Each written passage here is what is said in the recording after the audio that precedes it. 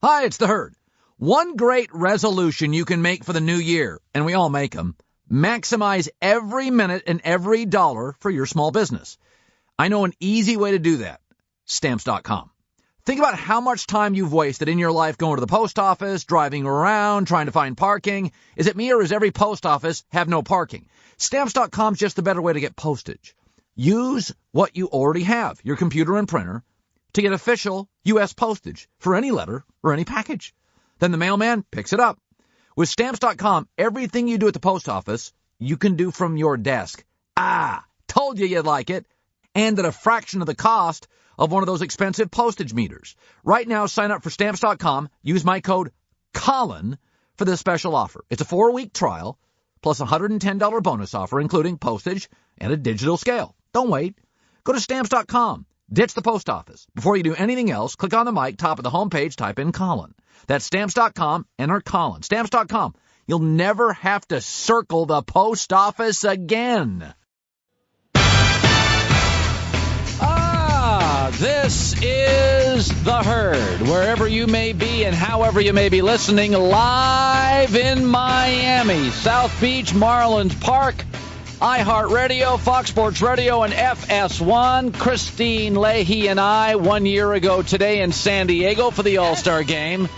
We are in the wild, adventurous Marlins Park, where for the first time in my career, I will be serenaded to open my show. This is not Romeo and Juliet. It's Pitbull and the Herd. The romantic. Pitbull is performing. He is doing a sound check for the next 20 minutes. Now, fortunately, our amazing engineers have made it very easy for me to hear. But I'm being serenaded by Pitbull, the soothing tones of Pitbull. I heard he was trying to recruit you to be a backup dancer. Oh, you have no idea how uninterested I would be in that. But nonetheless, the commissioner of baseball, Rob Manfred, joins us this hour. Dion Waiters got a new contract for the Miami Heat, is joining us. Alex Rodriguez, Joe Buck, John Smoltz, Kevin Burkhardt. We are loaded today. And I want to start. We had a real fun time last night. Went out. South Beach is just different. There are certain places in America that just feel different. And South Beach and Miami, Christine and I went to our bosses months ago and said, let's do the All-Star game again. We had so much fun last year. There's Pitbull. Cue the music. And so we start our show today. And I want to start with this. Sometimes in life, you need to just enjoy stuff. Now, I didn't watch a lot of those Transformer movies. That really wasn't my thing. But they made $4 billion. If you really know what the Transformer movies are about, it's about an alien robot becoming a car. Don't overthink Transformers. Go to the movie and try to enjoy it. This is the way I look at water parks for my kids. My kids love water parks, and so I take my kids a couple of times a summer to a water park. I know it's a 200-acre habitat for germs. I know if you just combine big slide and toilet equals water park. I know that, Christine, but I go to the water park because my kids love it. I don't overthink it. I can take a shower when I get home, and it's just fun for 2 hours. Baseball needs to just sometimes embrace stuff. In the NBA, when scoring goes up, we celebrate it. I mean, we love Steph Curry and James Harden, and we love Kevin Durant. When football scoring goes up, we talk about the golden era of quarterbacks. When hockey scoring goes up, we acknowledge it's great for the game. Baseball is now on record to shatter all their home run records, and the takeaway from seamheads is the ball's juiced, it's not right, enjoy baseball. Tonight we're going to have a home run derby. And in my recent memory of home run derbies, we've never had one where Aaron Judge of the Yankees, Giancarlo Stanton, you've got young stars, not just stars, but young stars hitting home runs at a record pace. Sit back, baseball, enjoy it. Don't overanalyze it. Don't overanalyze water parks. You'll take the fun out of it. Don't overanalyze every movie. They are actors. They're pretending to be people. Don't overanalyze baseball. You got record home runs. The All-Star game is here. The Yankees, the Dodgers are really, really good. So are the Red Sox. I don't know if the Cubs make the playoffs. John Smoltz, Joe Buck later on that.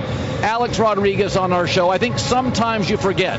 Right now in America, more people are watching baseball than at any time in the history of the sport. It is its most financially successful and is narrowly behind the NFL if you count RSNs, local TV, national TV. Sit back, enjoy it. Sometimes baseball eats itself alive. Want to shift gears to this. So over the course of a weekend, James Harden signed a big fat contract with the Houston Rockets, and he's going to make like $230 million. And a lot of people are like, wow, that's unbelievable.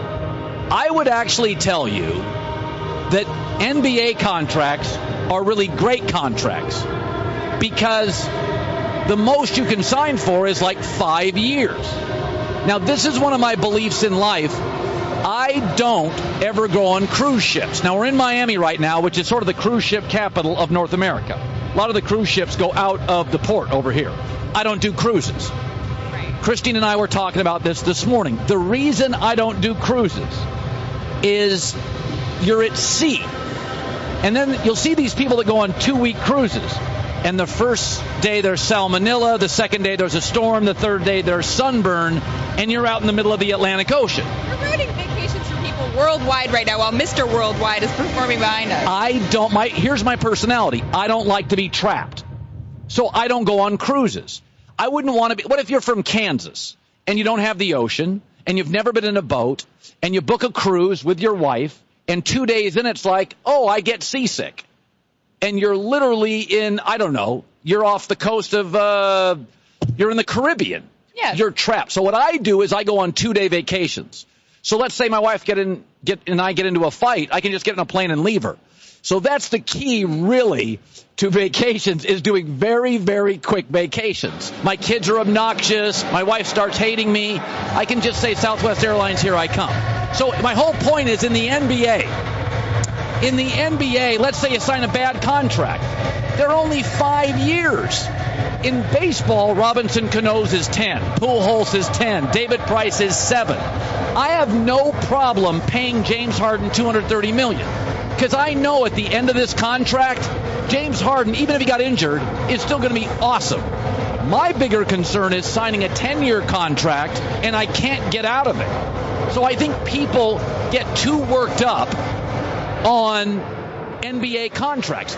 If I owned a team, I have no problem, even if you sign a terrible contract. Let's take the Lakers. They signed the Mozgov contract and the Luol Deng contract. They're not good contracts. They already had somebody take the Mozgov contract off their hands. Well, I agree with you that James Harden is worth every single penny, but you realize there's the flip side to this, that if your vacation is awesome, you might want to stay for 7 days rather than 2. Or maybe James Harden is really great and you'd like to keep him for longer without having to sign another contract worth more money. But I think if I lived in the world of ownership or general managership, that I would rather take the risk of he might leave me. I'll just treat him really well, and the organization will surround him with the best possible players, and I'll treat somebody really well. What I do worry about secondarily with baseball contracts is complacency. That's why I've never thought I would be a good broadcaster with a 10-year contract. I'd get lazy. Sure. Is that the short of the contract, it forces me to go to work, grind, have to impress my bosses, have to be a good teammate. And so in the end, whenever I read an NBA contract, people just freak out. And my takeaway is, no, it's okay. You, as a fan, what you should root against is getting trapped. And if you have a 10-year contract, I mean, that Albert Pujols contract will now limit what the Angels can do in their bullpen or maybe get a great third baseman. That's scary as a fan. That's when fans lose. Fans don't lose. Even the Lakers right now feel good about their future, and they have that Luol Deng contract, which is a terrible contract. So you want to go on vacations with an opt-out clause, essentially. I think if I ever went on a cruise, Christine, I would want a helicopter opt-out 3 days in. Okay, I don't know what cruise line offers that, but I would recommend you stay away from cruises and take a longer vacation. Now, sometimes you need it. Can I ask this? Have you ever gone on a cruise? Yes, I hated it. Okay, but why? Why did I hate it? Yes. Because I was stuck on a boat. Okay, that's my point. But I don't go on cruises. But I also see that if I go on a 7-day vacation sometimes, it might be awesome and I want to stay longer. I don't want to bowl. By the way, if you want to stay longer, you just go to the hotel 4 days in and say, could I make it 9, not 7 days, and extend it. And generally they have space. So I guess my point today is, first, enjoy life. Don't overanalyze things baseball. Home run record. Enjoy it. Put your arms around it. It's fun. We're here, and we're here right now because the sport's having a little bit of a home run renaissance. We didn't have to come here. We wanted to come here. Secondarily, with the NBA and contracts, as a fan, just don't get trapped like the Angels are now. I think by and large, Portland's got some really bad deals, but by and large, you can wiggle yourself out of a bad NBA deal. It's 5 years. By the way, at the end of this next year, Luol Deng only has a couple of years for the Lakers, and there'll be teams that buy that contract because it's an expiring contract within 2 years. All right, I want to touch on a lot of things today. The baseball commissioner's on the other side as Pitbull. Yes. He's giving us everything tonight. How many shows in America right now can give you this sort of dialogue and Pitbull in the backdrop? That is good. Now, are you telling me, Colin, you don't want to just join them for 5 minutes? I like Pitbull. I think you'd fit in. I enjoy his music. I think he has what I would say, Pitbull's got the kind of music everybody can play along. Sure. Like everybody can play along with Pitbull music. That's nothing against Radiohead. You know, nothing against these sort of like esoteric groups. Fish. I know I just offended the state of Vermont. But like Pitbull, we can all play along with Pitbull. You can dance. I can't play along with a lot of bands. So it's okay. Well, Pitbull is for you then. Look at this picture. Our crew deserves a lot of credit. Is that our camera crew down there? I would hope so. We have that many people here? I've never seen him with his sunglasses off. There it is. Oh, my God. He doesn't know he's on TV right now. Pitbull's like, I'm going to take my sunglasses off. He's upset that we're doing this show, actually. He's complaining right now. Right. Get them off. Commissioner Rob Manfred around the corner. Dion Waiters of the Heat, top of next hour. Alex Rodriguez, Joe Buck, John Smoltz, Kevin Burkhardt. We are loaded today. Marlins Park in Miami. Christine and I even dressed the part. I don't have white Well, I do have. You do have white pants on. Beige. Yeah, I do. Welcome back, Miami Marlins Park. It's the Herd. Christine Leahy joining me as always. Baseball's commissioner in 10 minutes. Rob Manfred will stop by. Alex Rodriguez also stopping by. Dion Waiters of the Miami Heat, top of next hour. Second year in a row, we're at the Baseball All Star game. I think next year it's in D.C., so I'm sure we'll be at that one. We're going to go to D.C.? I think so. We only go warm places. We prefer to go warm places. San Diego. You and I, it's nothing against Juneau. There's nothing. Super Bowl's in Minnesota, so I got to take that back. They'll do a good job. I want to start with this. As you can hear, once again, the soothing tones of Pitbull behind us. Soothing. Over the weekend, and this happened this weekend, Lonzo Ball played his first and his second game in the Summer League. And my projection is he's going to set all sorts of Summer League records, attendance, TV ratings. And yes, Las Vegas sold out for the first time for a Lakers-Celtics Summer League game Saturday. 14 years, $30 a pop, they sold out. So my first prediction was I didn't know what his numbers were going to be. I didn't really care what his numbers were. Some guys just have a magnetism, and he's got it. And they sold out the games. And if you watch the games, it was live. Not just Celtics-Lakers. Lonzo was a big part of it. Now, a lot of people today are saying, Colin, did you see this and did you see that? What I saw was exactly what I thought I would saw. He is a very long and fluid athlete that defensively will not be a great on-ball defender, but because of his length will be a good team defender, a lot of tip passes. He is extraordinarily long for a point guard. He had 11 rebounds. He's going to have a lot of rebounds. He'll be a good team defender. He's not Russell Westbrook dynamic jamming at the rim. But he's got good range, though he was shaky shooting. He is a tremendous passer. He is very clever. And what he has a style. This should not be marginalized. Let me explain. Not every great basketball player has a style. Paul George is a great basketball player. Doesn't have a style. Dr. J did. MJ did. Kobe did. Kareem and the Skyhook did. Bill Russell did. Iverson, the crossover, had a style. Magic Johnson's passes. Larry Bird's shooting. I can look and see it right now. Not all great players have a style. Yao Ming, Paul George. I grew up as a kid. Kiki Vandeweghe, Alex English. I don't see him as real style mavens. Lonzo has a style. He is long and angular and clever and loose and fun. It's a style, and you see it develop. And I'll tell you why it's important. I'll make a little prediction here. That Steph Curry also has a style. He's the best ball handler in the league and the best shooter. And we have heard various reports over the last couple of years, 2 and 3 years, that young people are going into gyms, 7, 8, 9 years old, and they want to be Steph. And they want to be Steph. And they want to shoot, and that's all they want to do, shoot threes. That's what basketball's always had over other sports. It's worship-driven. So as a young boy, I grew up, had a favorite player, and I mimicked him. I didn't mimic my favorite baseball players, and I didn't copy my favorite NFL players. But as a kid, I would do a sky hook. And as a kid, I had certain guys, downtown Freddie Brown in Seattle, that I replicated the way he shot. What Steph Curry is doing to the three-point shot, changing 7, 8, 9, 10-year-olds in a gym, Lonzo Ball has the potential to do for passing, which is a really good thing for basketball. That passing wasn't always the coolest thing. Then Magic Johnson arrived, and the behind-the-back pass reinvented. Lonzo Ball, what Steph did to shooting, Lonzo could do to passing. And maybe in 3 or 4 years, we look at these ball-centric point guards like Chris Paul and Russell Westbrook and James Harden and say, pass more and shoot less. I'm not saying it's going to happen, but he does have a style. It is very easy to spot, and I can't wait to watch it play out. And let me say this. Being a Laker matters. People have compared him to Jason Kidd. But Jason Kidd came out and played for the terrible Mavericks, then the Suns, then the Nets. Had Jason Kidd joined the Lakers, and as big as Jason Kidd is, he would have been a legend. Now he's just a great basketball player.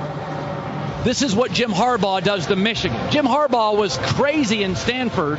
He's becoming a legend in Michigan. Brett Favre in Jacksonville is just a Hall of Famer. In Green Bay, he's a legend. John Calipari was well known.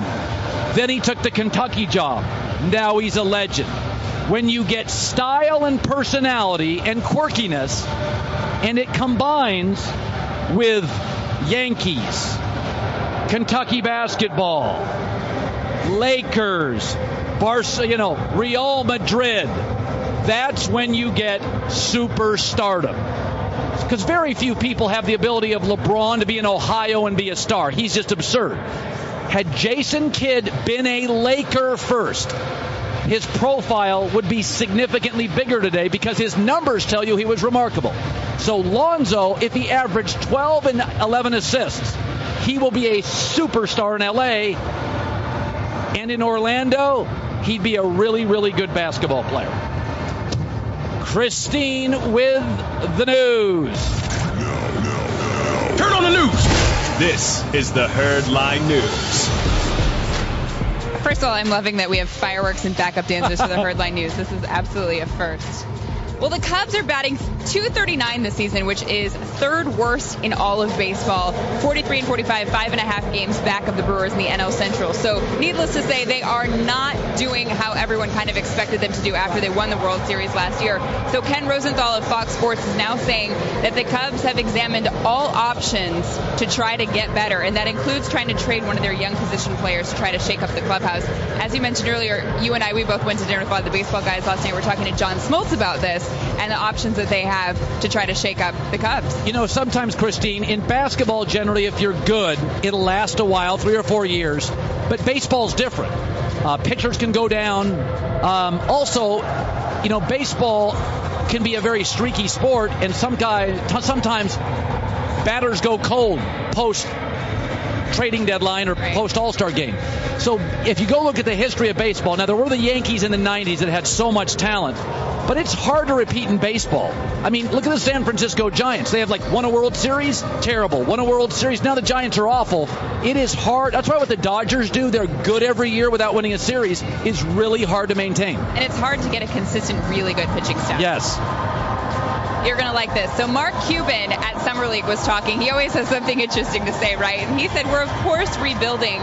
If we were in the East, we wouldn't be. So I think I'm actually going to kidnap Adam Silver and not let him out until he moves us to the Eastern Conference. And he's saying, basically, given where we are and where the Warriors are, there's no point in us trying to compete right now, so we're going to rebuild. But if we were in the East, then things would be different. You know, it's funny. If you're in the West right now, you probably should be patient. One of the things I've said about the Celtics is, hey, these other teams in 7-8 years, they may, the Greek freak may take the league over. So when you're Boston and you're close, my belief is go for it. But if you're Dallas and not close, then just rebuild because you're not going to win anyway. So for Dallas, like if I was Philadelphia and I have these young players, LeBron's out in about 4 years, I'd start looking at some veterans to add to those young guys. Well, now they have Harrison Barnes, Nerlens Noel, and Dennis Smith Jr., so they think those are kind of the core. cornerstones that they'll build on that. And can I remind you, though, Danny Ainge did get Gordon Hayward in free agency. And gave up Avery Bradley. I don't like that either, but they had to do something. And finally, we were talking a lot last week about this tipping situation. It's become a thing where now if you're a celebrity or if you make a lot of money, you have to tip really well no matter what kind of service you got, or people will put your check on Twitter and call you out for it. And this happened to Andre Robertson. He tipped $14 on a $500 bill. Granted, he went to the bar and it was a bottle of champagne. It's a bottle service. Right, one bottle. So, I mean, I would have tipped a little more than 14, but I also understand why it wasn't necessarily 20%. So this time now, according to TMZ Sports, they caught him. He went out to dinner on Thursday at the Texas Roadhouse in Texas and tipped 30%. And I just don't think this is right. I don't think he should have to tip 30% just because some waiter got mad and put it on blast. And by the way, it's so not fair to do that because what if the waiter himself was really a bad waiter, but there's no way to call him out for it? By the way, Christine, anybody who's ever waited tables, I have not, but I've worked in restaurants. I have. Every night you'll get a great tipper. Every night you get an awful tipper. It tends to work out over time. Don't call people out. You don't know their circumstance. It doesn't work out over time. I'll tell you, I was a waitress at Chili's and I was a bartender in college, and it doesn't work out because you actually have to tip the bar backs and the servers and different things, different percentages of how much money you sold throughout the night. So in essence, it probably cost that guy money to serve the bottle of champagne to Andre Robertson. He got to meet an NBA player. It probably made his night. That's the news. Christine with the news. Well, that's the news. And thanks for stopping by. The Herd Lie News. And Christine and I are now joined by Major League Baseball's commissioner who took the office in January of 2015, Rob Manfred. How are you, Commissioner? I'm great, Colin. Nice to see you. Nice to see you. You don't exactly major in commissioner and minor in baseball, so you take it over 2 years ago. What is the first part of your job where it was a hot wind? It was, wow, I'm the commissioner. Well, it first hit me right after the election. I went back to New York, and the people that work in our licensing group came in, and they had these index cards, and they said to me, you need to write your name. Thinking, why do I have to write my name? And I had never thought about it, but it was to start making baseballs. And that was kind of when it hit me. We needed to make baseballs for, it was August of 2014. We needed to make baseballs for the 2015 season, and they wanted my signature on it as opposed to Bud's.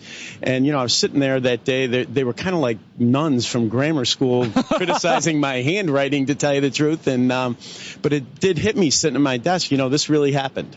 Well, it's interesting because sometimes baseball is held to a higher standard. If scoring goes up in basketball like it is, celebration. Right. Scoring goes up in hockey or football. But scoring goes up in baseball and home runs, and all the seam heads come out and go, oh, the balls are juiced. And my takeaway is, can you enjoy it? You're having a historic – more people have watched baseball today than at any time in our lives. That's right. World Series highest rating in 12 years. Do you feel sometimes that the traditionalists kind of beat your sport up a little bit? Well, they are a tough audience. I will agree with that. But, I try to keep in mind that the traditionalists are tough on us because they care so much about the sport. Right. They want to make sure that we're not ever doing the wrong thing, that we're doing the best we can to preserve and enhance the game. So I try to take it as a compliment. The ball controversy's been an interesting one, but the game has changed a lot. People are focused on home runs. That's right. It's not just home runs. It's home runs, lots of strikeouts, more tolerance for strikeouts. That's right. That's what it is. Yeah, just a very, very different game now than it was even a decade ago. Yeah, when I was a kid growing up, I remember the Cincinnati Reds, and there was big scoring, and then we went through a pitcher's era. It's cyclical, and just like television or radio, we shift, we recalibrate. Right. As sports do the same thing. You have right now very good ownership stability. The NBA has some issues. They did for years with Charlotte, New Orleans. NFL right now has a team moving to Vegas, 2 teams moving to Los Angeles. Right. It does bring up an interesting question, though. What is the line? Because I've been critical of the NFL that if the Packers were moving, they'd step in and say, no. But the Chargers are allowed to move. What is the line for you, Commissioner, if you had instability with an ownership group, you stepping in or letting the free market play out? Well, two different scenarios, I think, that you have to think about. The first one is relocation. We have been very, very hesitant to relocate our franchises. It's because communities make such a commitment to baseball. 81 home dates. It's just a huge commitment to support a baseball team. My own thought on relocation is we would only relocate if we reach the conclusion that a city or a metropolitan area was unable to help the club get a major league quality facility. That's kind of the line that I think of on relocation. In terms of owners themselves, the market has been very good about disciplining owners in terms of when they should sell and when they shouldn't sell, and particularly in an era where we have huge increases in franchise values. We have not had to confront those situations. Usually an owner gets into trouble. Fortunately, there's been someone to take them out, usually at an increase. By the way, digital numbers through the roof, TV revenue, gate revenue, 30 years from today. Will the revenue change? Will digital be driving it? Oh, it will definitely change the revenue mix. I think the fortunate thing for baseball is we'll always have that great in-park experience. Right. And gate is so important in our game. Remember, we draw somewhere between 74 and 75 million people to baseball live every year. And we'll always have that base of revenue to support us. But on the media side, I think we're during a period where you're seeing tremendous change. One of the things that we've realized is we need to deliver our game on all the platforms that particularly younger fans want to use. We're doing the same thing with our business. Right. Absolutely. And as a matter of fact, we've worked with Fox very closely in terms of some of those changes.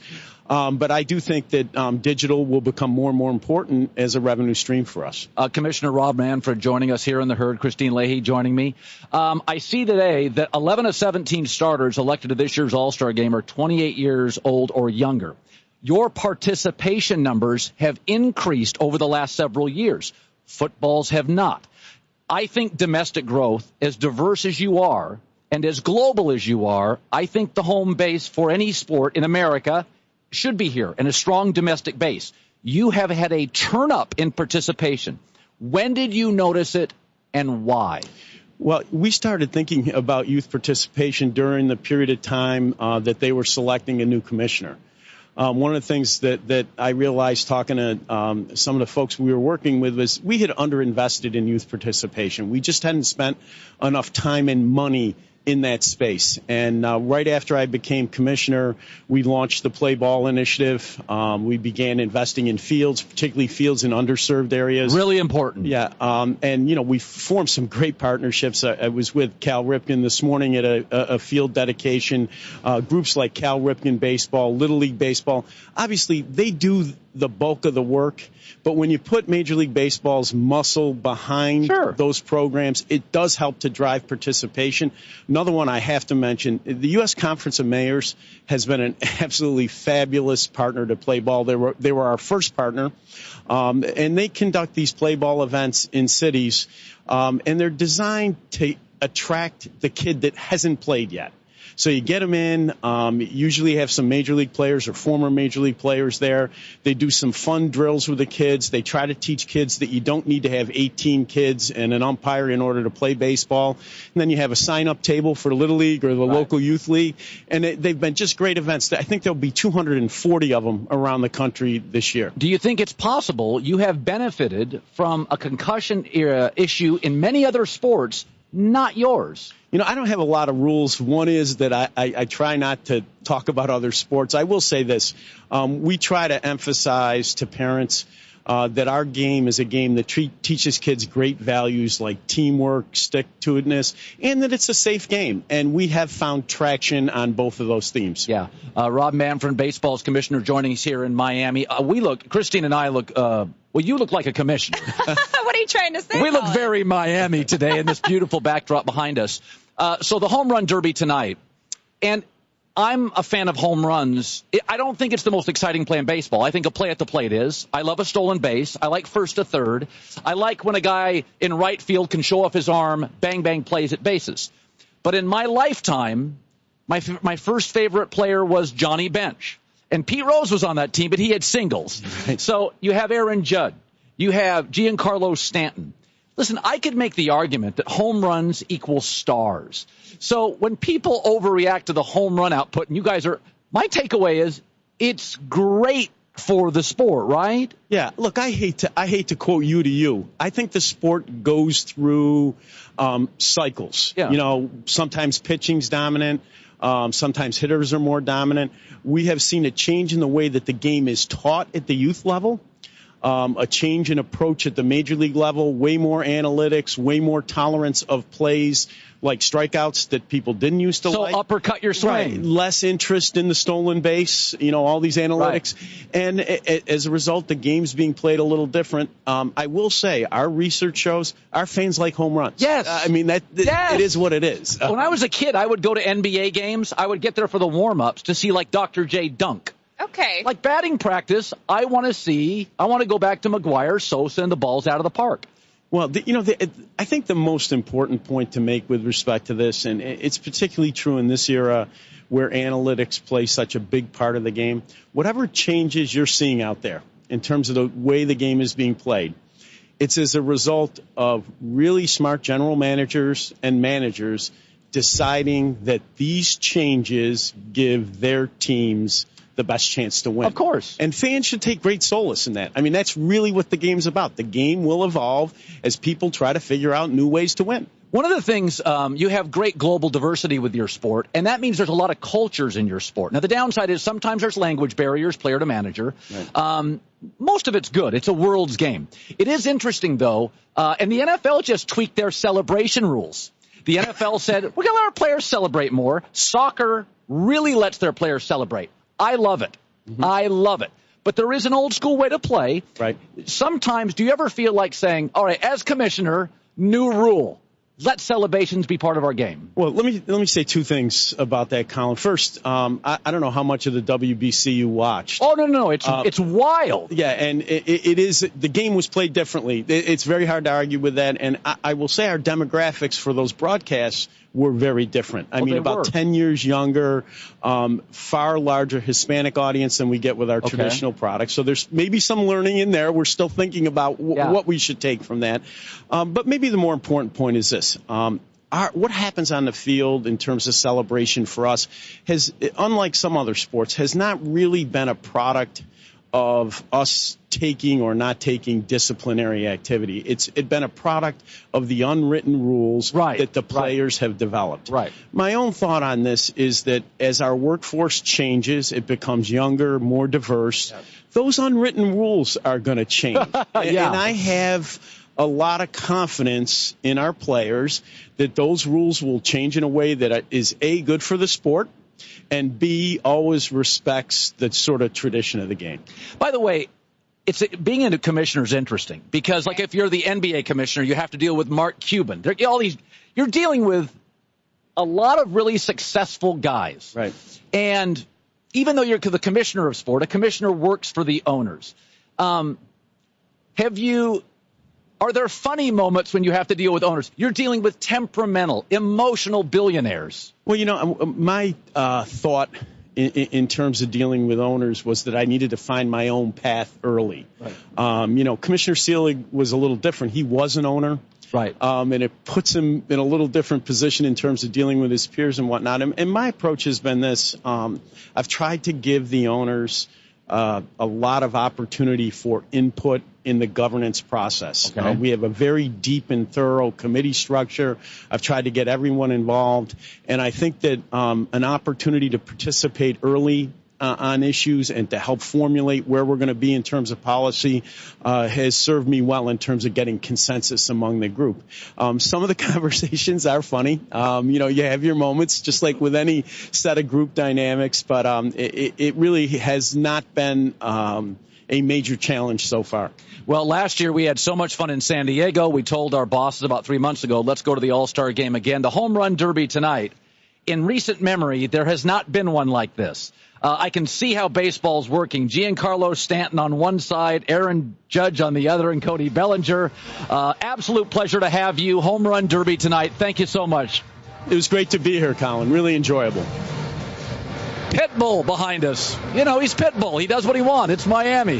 Back in the herd next. Welcome back, Marlins Park, Miami. I want to thank baseball's commissioners Rob Manfred for stopping by. Dion Waiters, Miami Heat, just signed a big new contract. Will be joining us. Miami Heat are very popular in this town. And Alex Rodriguez stopping by today with Kevin Burkhardt, Joe Buck, John Smoltz stopping by. Went to dinner last night with Joe Buck and A-Rod and friends of A-Rod. Others. It was full of famous people. And it's great to have you in on a Monday. We'll be here today, home run derby tonight. Then we'll be here tomorrow, game tomorrow, and then we're back in Los Angeles. So there are a lot of geniuses in the world. Actually, there's not. Elon Musk, Steve Jobs was, Bill Gates, Stephen Hawking. I think there's like business geniuses. Mark Cuban's very, very smart.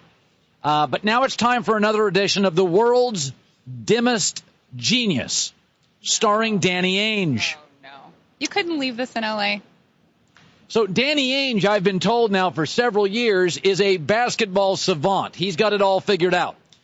Isaiah Thomas, all 5'8.5", said over the weekend, the Celtics better bring the Brinks truck, said the 5'8.5" point guard who's a defensive liability. You're knocking a guy for being short. Not only will he be 29 next summer, Old. but questions remain about his ability to lead a team to a title due to limitations on the defensive end. So, of course, what Boston could really use with his contract coming up, they could really, really use a young point guard. Oh, wait. This year, there were half a dozen in the draft, and Boston didn't get Lonzo or De'Aaron Fox or Fultz. They traded away their pick for a very good wing player, Jason Tatum. You're making two arguments here. The problem is next year's draft, and they probably have the number 1 or 2 pick, has no point guards. And the best 7 players out of college or international next year are wings, which the Celtics have an abundance of. Now, it should be noted, genius Danny Ainge, his last 22 picks, he doesn't have an all-star, but he did, to his credit, draft Avery Bradley. Oh, wait, he's now out of town because you got Gordon Hayward. So, generally, this is the way it works with geniuses. Like, something has to land. Like Elon Musk does, like Tesla and rockets. I'm like, check, genius. And then Steve Jobs did the iPad and the iPhone and the iPod, and I'm like, check, check, check. He's a genius. Danny Ainge is down to, hey, oh my! Al Horford on a good night can really play. You do realize that on one hand you're saying that you want them to act now and win now. Yes. And then on the other hand you're saying you want them to draft a point guard. You really think, no matter how great this point guard is, that 1 year out of college is going to be the star and the difference to get things done now? No, but in 1 year, so. Listen to the Isaiah Thomas contract. If he signed, now remember, Isaiah Thomas got drafted late. Okay, so Isaiah's a guy that really hasn't made what you call huge NBA money. There are some NBA guys, like Kevin Durant, who's made money. They'll take a little bit of a pay cut. Chris Bosh to Miami says, I want to win rings. Isaiah Thomas is now playing at an all-star level, but he is never, this is his big contract. He's not taking a pay cut. So if you sign him to the deal, you will be paying him in the last 4 years of the deal $34 million, $36, $38, and $41 million for and by the way, he'll be 35 and still 5'8.5" by the end of that contract. He could grow. So you're knocking Danny Ainge for something that hasn't even happened yet because one player tweets that he wants the brake trucks to come out. I just want to make sure I'm getting that straight. All I'm saying is that he's been given this Messiah label, and there's a limitation on how long, hey, we're second best in the East. You got to recalibrate your genius level. Oh. That's not much of a bragging point anymore. Like it was in the 70s, 80s, 90s. Like one of these draft picks, I don't think Jaylen Brown's ever going to be a star. He can dunk, can't shoot. Jason Tatum looks good, but it's summer league. I'm going to slow down. At some point, getting basically swept by the Cavs does not equal genius. That's all I'm saying. I just like a little more from my geniuses. Who's a genius then? Daryl Morey, have you seen the story today out of Houston? So he gets James Harden. People think he doesn't have cap room. He gets Chris Paul. According to a report today, I'm going to read you this. This is what a genius does. Okay. He did go to MIT. That's where the geniuses are bred. Mostly, yeah. Carmelo Anthony says he's confident he'll end up with the Rockets. Now, I don't love Carmelo, but in this team, at this point in the West, a 6'9" offensive wing, this would be Carmelo's last stand. I'd be okay with it. Nobody thought they had any wiggle room here. They're going to get Chris Paul, Carmelo Anthony. What? That's pretty good. That's what a genius does. A genius doesn't say, hey, we're second best in the East. You can't give that voice to Danny Ainge, but I never thought I would hear the day or see the day come when you would say a guy getting Carmelo Anthony makes him a genius. I don't know what the world's come to. I think Carmelo's just a little whipping cream on the cake of genius. It's just a little topping. Icing. It's a little icing. It's just I don't love Carmelo, but in Houston I'm like, yeah, he'd make Durant work on the defensive end. I can live with Carmelo. All right, we're in Miami. It's Marlins Park. A-Rod's coming up. Dion Waiters coming up. It is a Monday with Christine Leahy. This is The Herd. This is The Herd. Wherever you may be and however you may be listening, live in Miami, iHeartRadio, Fox Sports Radio, and FS1. Christine Leahy is joining me. Dion Waiters of the Miami Heat is joining us as well. Before we get to Dion, I want to start the hour by talking about something that is really good for him and just happened. He signed a new contract. Pitbull just performed? Pitbull performed. That was good for all of us. Okay. That was good for all of us. So Dion just signed a big contract, and Terrence Knighton, a former NFL guy, came out and ripped the NFL. And he said, the NFL makes $1 billion a year, billions and billions. Why don't we get paid like NBA guys? Here's all you need to know about the NFL. All the NFL is, it's a bunch of frustrated basketball players, and it's always been that way. NBA guys get guaranteed contracts. NBA guys make money with their shoes. NBA guys can take a game off occasionally, and the fans are okay with it. NBA guys don't have concussion issues. And NBA guys, if they're really powerful, can get rid of the coach, and NFL guys can't. That is the reality. Odell Beckham makes less than Tim Hardaway. Remember, football is a choreography sport. On offense, if anybody moves too quickly, it's a penalty flag. Basketball is about individualism. It is about artistry. The logo of the NBA is a former player. The logo of football is not. So football players, we all have choices. If you choose football, it is not as individualistic as the NBA is. And with that, we welcome in a young man who just signed a 4-year deal north of 50 large, Dion Waiters. And by the way, you didn't roll in with a big group. Yeah. You got tennis shoes on. You got a golf shirt. It's not a golf shirt. It's a nice. It's very nice. But the point being, golf shirt. Are you going to do anything different now? Nah, just stay the same. I'm just humble and blessed. Be able to take care of my family, make sure my son never have a worry in the world, and just continue to try to motivate the youth, especially coming from where I come from, and don't think money should change you. I think it can help you. Let me start with this. Your college coach was Jim Boeheim, right?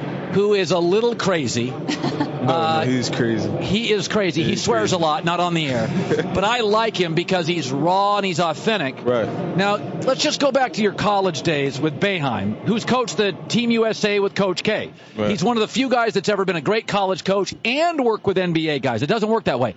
When you were in college, first of all, did he tell you when you go to Syracuse, Dion, come up here, it never snows, I promise you? What was the sales pitch like? No, he just told me, come up here. It's nice. It's cold. He said I'm from Philadelphia, so I could take it. I'm a tough guy. So the transition was easy, but the snow is different, man. It's a different type of animal. Like, they say it'd be 3 or 4 inches. You might get 13 to 15 inches. Like, One it's day. Crazy. One day. So what was Boeheim's a big personality. He can be loud and intimidating. And what was what's so crazy? Like, off the court, he's so cool, mellow, laid back. And on the court, he's so feisty. He's different. Oh, man, like. Did you ever get did you ever argue with him? Multiple times. Like, but I think he loved arguing because I never backed down. Like, I took it as a challenge, though, so I would always say something back or, like, bark back. What was your biggest argument? You wanted to shoot more. That. I wanted to shoot more. I wanted to start. There's a lot of things that, played the part. But at the end of the day, he helped me. He helped me become a man. And he just told me, be patient, and everything going to work in my favor. And I just listened to him, and look at me now. So you go from Boeheim, and then now, I mean, you've played with a LeBron, a Kevin Durant. You're now in Miami with Pat Riley. Now, Pat Riley may be 70 years old, but do you ever just go to Pat Riley and want to talk hoops? Nah, when I go to Coach Pat, it's more about life. It's more about life with me now. Like, I know I'm 25, but I'm an old soul, man. And I just care so much about the future and, like doing things for my son and making sure, like, my family is going to be set up long term. So that's the guy who I go to and ask him questions about the things he did growing up. It's bigger than basketball with me. And with Coach Pat, he done seen it all. He done been around it. He done won championships. He's coached Magic. He's seen everything. He's been a player, a broadcaster, a coach, a president. I mean, he has done it all. So it made the transition easier for me wanting to come back. So okay, let's talk LeBron and Durant. You played with both. I mean, LeBron's kind of he's a force of nature. I mean, there's just not a lot of 6'9" guys with 4% body fat. The first time take my audience back, the first time you played with LeBron and just were in transition, I mean, what was your reaction? It was amazing because that was a guy who I looked up to growing up. That was one of my favorite players. And just to be able to be around him, to see that professionalism on an everyday basis, night in, night out, every day, constantly, it helped me. I was like a sponge, just soaking everything up. And he took me in. We worked out together. We played, we went out to eat, things like that. I was over his house, and I just really bought into it. And are you a better player today having played with him? Of course, no question. I'm a better person too, as far as just me taking care of my body and just really trying to be a professional. So when you came into the league, you were the typical 21-year-old guy. You go to Burger King, you knock down a shake. Yeah, exactly. Just not knowing it all. Just, thinking you know everything, but you really have no idea on what it takes to be great in this league, and to have a person like that to show you the ropes and give you tips on it, and just being fortunate to be in that position. And then going to Oklahoma City with Russ and KD. Okay, now that's ridiculous. So you go and you're dealing with so you go from the best player in the world to maybe 2 and 3. Right. So give me the personality of LeBron and the personality of Durant. How are they different? LeBron is so locked into the game. He's basketball is everything to him. He know plays. He know everybody plays, things like that. He's a teacher's teacher. He's a coach on the floor. He's a teacher on the floor, and that's what helped me.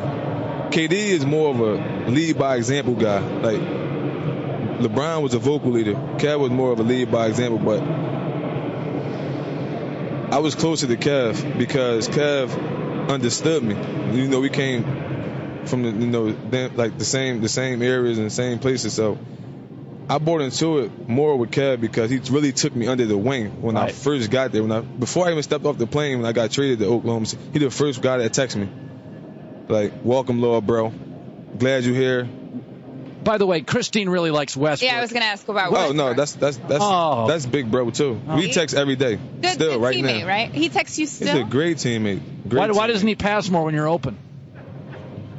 You know, he plays a certain way. He passed me the ball. She thinks I'm just being a jerk. Maybe. It's not that I don't Listen to admire. him. He's saying he's a great teammate. I'm not. I know he's a good human. He's actually really a great person, man. I be telling everybody that because you know he got this, you know, thing. A little swag this to him. thing. Yeah, everybody got that. Like me, like I don't. It could rub the wrong way sometimes, but Russ You don't have swag. I don't have a swag. I don't have any of that. That's the problem. That's the only thing with Russ. I think because he just plays so ferocious and he always looked like he angry, but off the court, man, he's so cool and laid back. It's like it's two different people. Okay, Did you feel like when that Kevin Durant did not get along with him on the court, but he did off the court?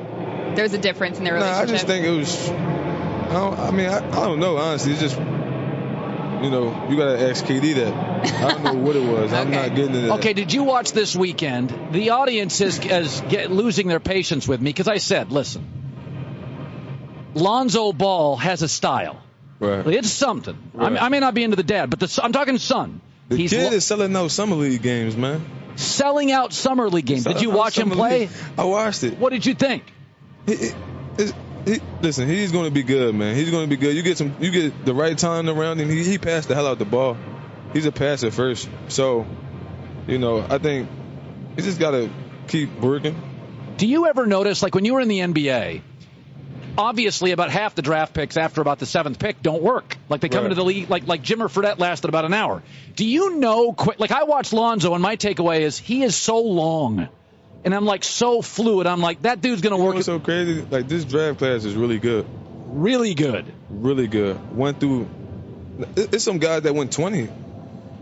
That's had like 22 and 10. The kid Collins from Atlanta. Like, yep. It's some. This is an interesting draft class, man. I got to admit. Lonzo Ball's going to be amazing. I just think, you know what I like? I like he's got a style, and not everybody has a style. Iverson had a style. Kareem had the hook. What's his style, you think? I think his style is sort of cool and fluid and communal. Like, man, he's like a. It's a lot of pressure too. Oh, what's pressure? His father. Nah, he's out. Yeah, he's out there. But the kid I like. Yeah. I mean, as a kid, I like him too. Like, I mean, I just think he's used to how his father is, and it don't bother him. But coming into the league like that, when you have a guy who's, you know, saying some of the craziest things, they could put a target on your back for guys who going to want to destroy him night in and night out just because. By the way, you said you'd still text Russell Westbrook. Do you still text LeBron James? I haven't talked to LeBron, but no, why? It's all love. Oh, no, it doesn't sound like love to me. Westbrook's the guy who's talking to him still. It's LeBron, definitely love. It just sounds like controversy. No, ain't no controversy. It feels like it to me. I know more. It's not. So I know more. Well, it was. Do me a favor. Text him right now on the show. Text him? I'll buy you lunch. Say, hey. I'll text him. Listen. Hey, Bron, what's up? It's me. I respect LeBron, man. I respect LeBron to the fullest. It's none of that. It's just that, like I said, I was just closer with KD and Russ. That's okay. It sounds like you want to be in basketball operations when you're done playing. Nah, you know, I just want to chill, relax. You don't? I just want to. I want to watch my kids, see what they want to do when they grow up. Okay. All right, Dion Waiters. Now, it's Miami, and now you got a big, huge contract. Yeah. Like today, do you go, because you have a new contract, do you get maybe a second piece of cheesecake or something? Man, I'm on, you know, it's okay. I'm on a diet right now. Oh. Like, I'm actually, like, juicing.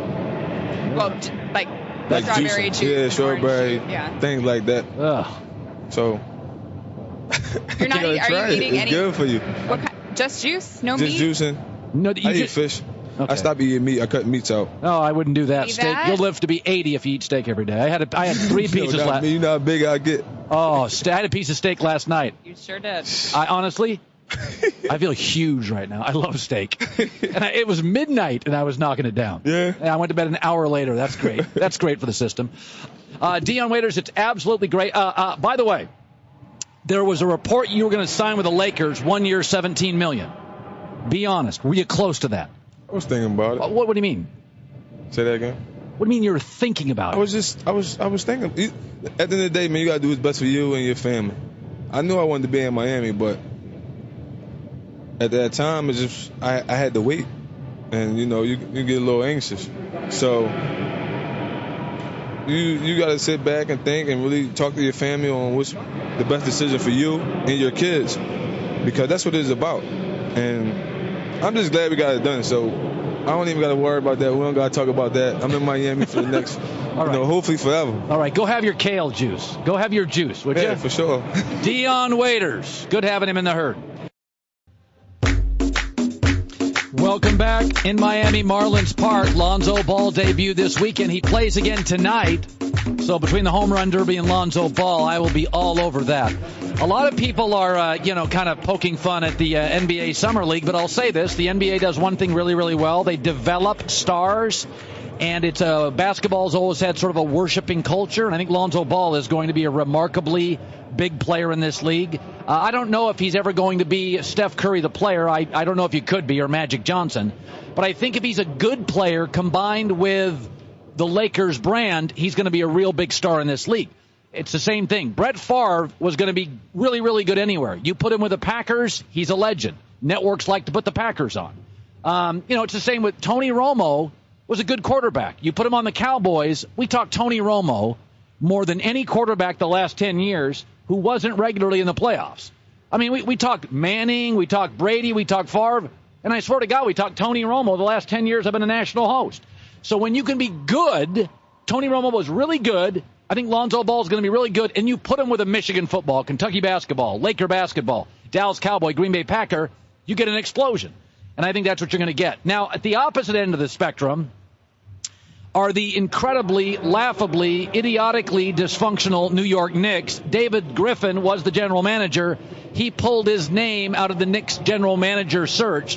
Why? Because Griffin was told, okay, you could be the general manager, but you're not going to have full authority on those things called basketball decisions, and you can't build your own staff.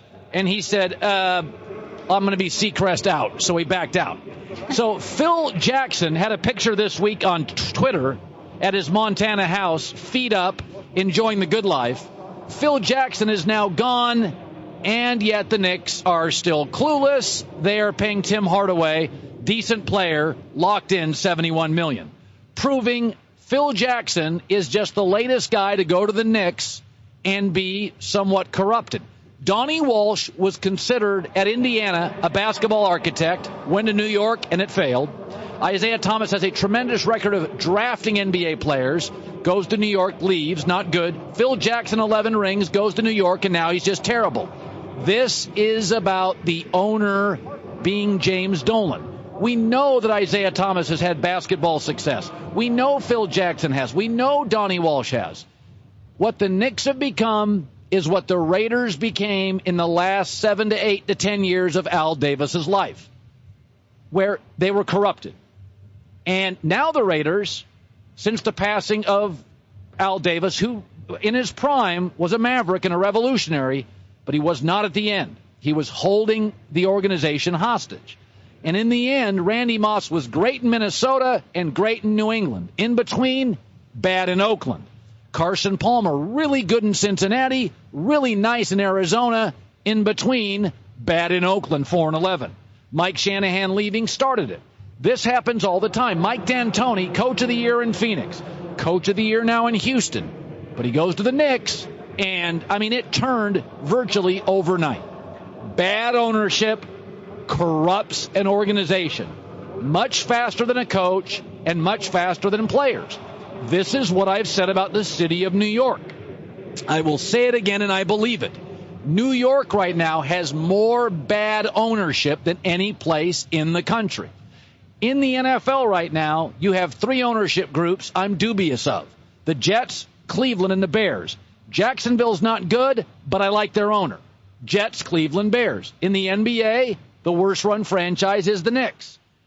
NHL, Islanders are a mess. And in Major League Baseball, the Mets still haven't paid the $60 million loan they took from the sport because they got caught in a Ponzi scheme. New York, New York, New York, New York. NFL, NBA, NHL, Major League Baseball. When you have an ownership group who's more worried about attention than wins, that doesn't do their homework, maybe got dad's money, not fully vested, fans are trapped. And I feel right now New York is that city in America where fans are a little bit trapped. With TrueCar, you can find out what other people in your area paid for the same car you're looking for. $3,000 off MSRP. New or used does not matter. Check out TrueCar. Here's Christine with the news. No. Heard on the news. This is the Herd Line News. Jamal Crawford is reportedly set to sign a deal for 2 years, $8.9 million with Minnesota.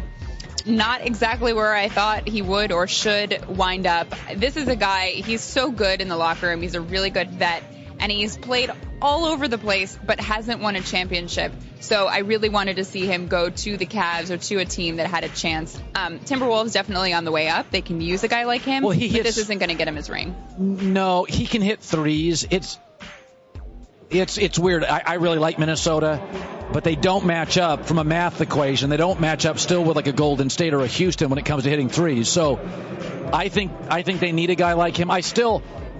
Jeff Teague was good in Atlanta. He went to Indy and it didn't work. And so I'm kind of waiting for him to reboot a little bit and see how it works. Well, I think this basically was for him. He wanted to go to the Cavs. Cavs didn't offer him anything. So he's going to get a little bit of money. He gets $8.9 million, and he goes to Minnesota. Now they have Jimmy Butler. They have a lot of younger guys. So Jamal can be that veteran, older voice. Sure. I'm sure he probably got frustrated with a lot of things with the Clippers and felt like they weren't using him to the best of his abilities. Right. And now in Minnesota, at least he can do that. If he doesn't get a ring, at least have a comfortable and good situation. Yeah.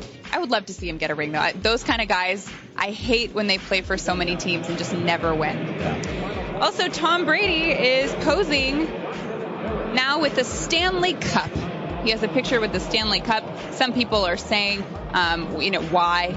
But I think he should pose with every single trophy he possibly can. The Lombardi, 5 of them. Now the Stanley Cup 1. The Commissioner's Trophy, maybe we can get Rob Manfred back on, and maybe he can bring that out so Tom Brady can have one of those. Larry O'Brien, he's from San Francisco, so why not go take a picture with the Warriors? Tom Brady is not so subtly enjoying life more in the last 2 years. Good for him. Why not? You can feel him segueing out of... You're going to go there. Yeah, I can feel him sort of segueing, building his brand post-football. I think I honestly, 2 years max, I honestly think this year, I think this is his last year. I think once he won the Super Bowl, greatest of all time, I think he's segueing out of the sport after the year. Didn't you think that he was done after last year? I did. And I was Jimmy 1 year off.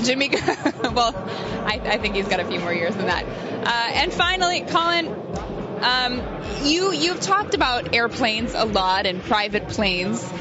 How would you decide who you would let trust fly the plane if it was private, a small one? Somebody with 20 years experience flying. Okay, what about Mookie Betts? Would you let him fly the plane for you? He's a baseball player. Yeah. He's young. Yeah. No, I don't want a young pilot. Well, Chris Archer and Mookie Betts took a plane here with Mookie Betts flying the plane.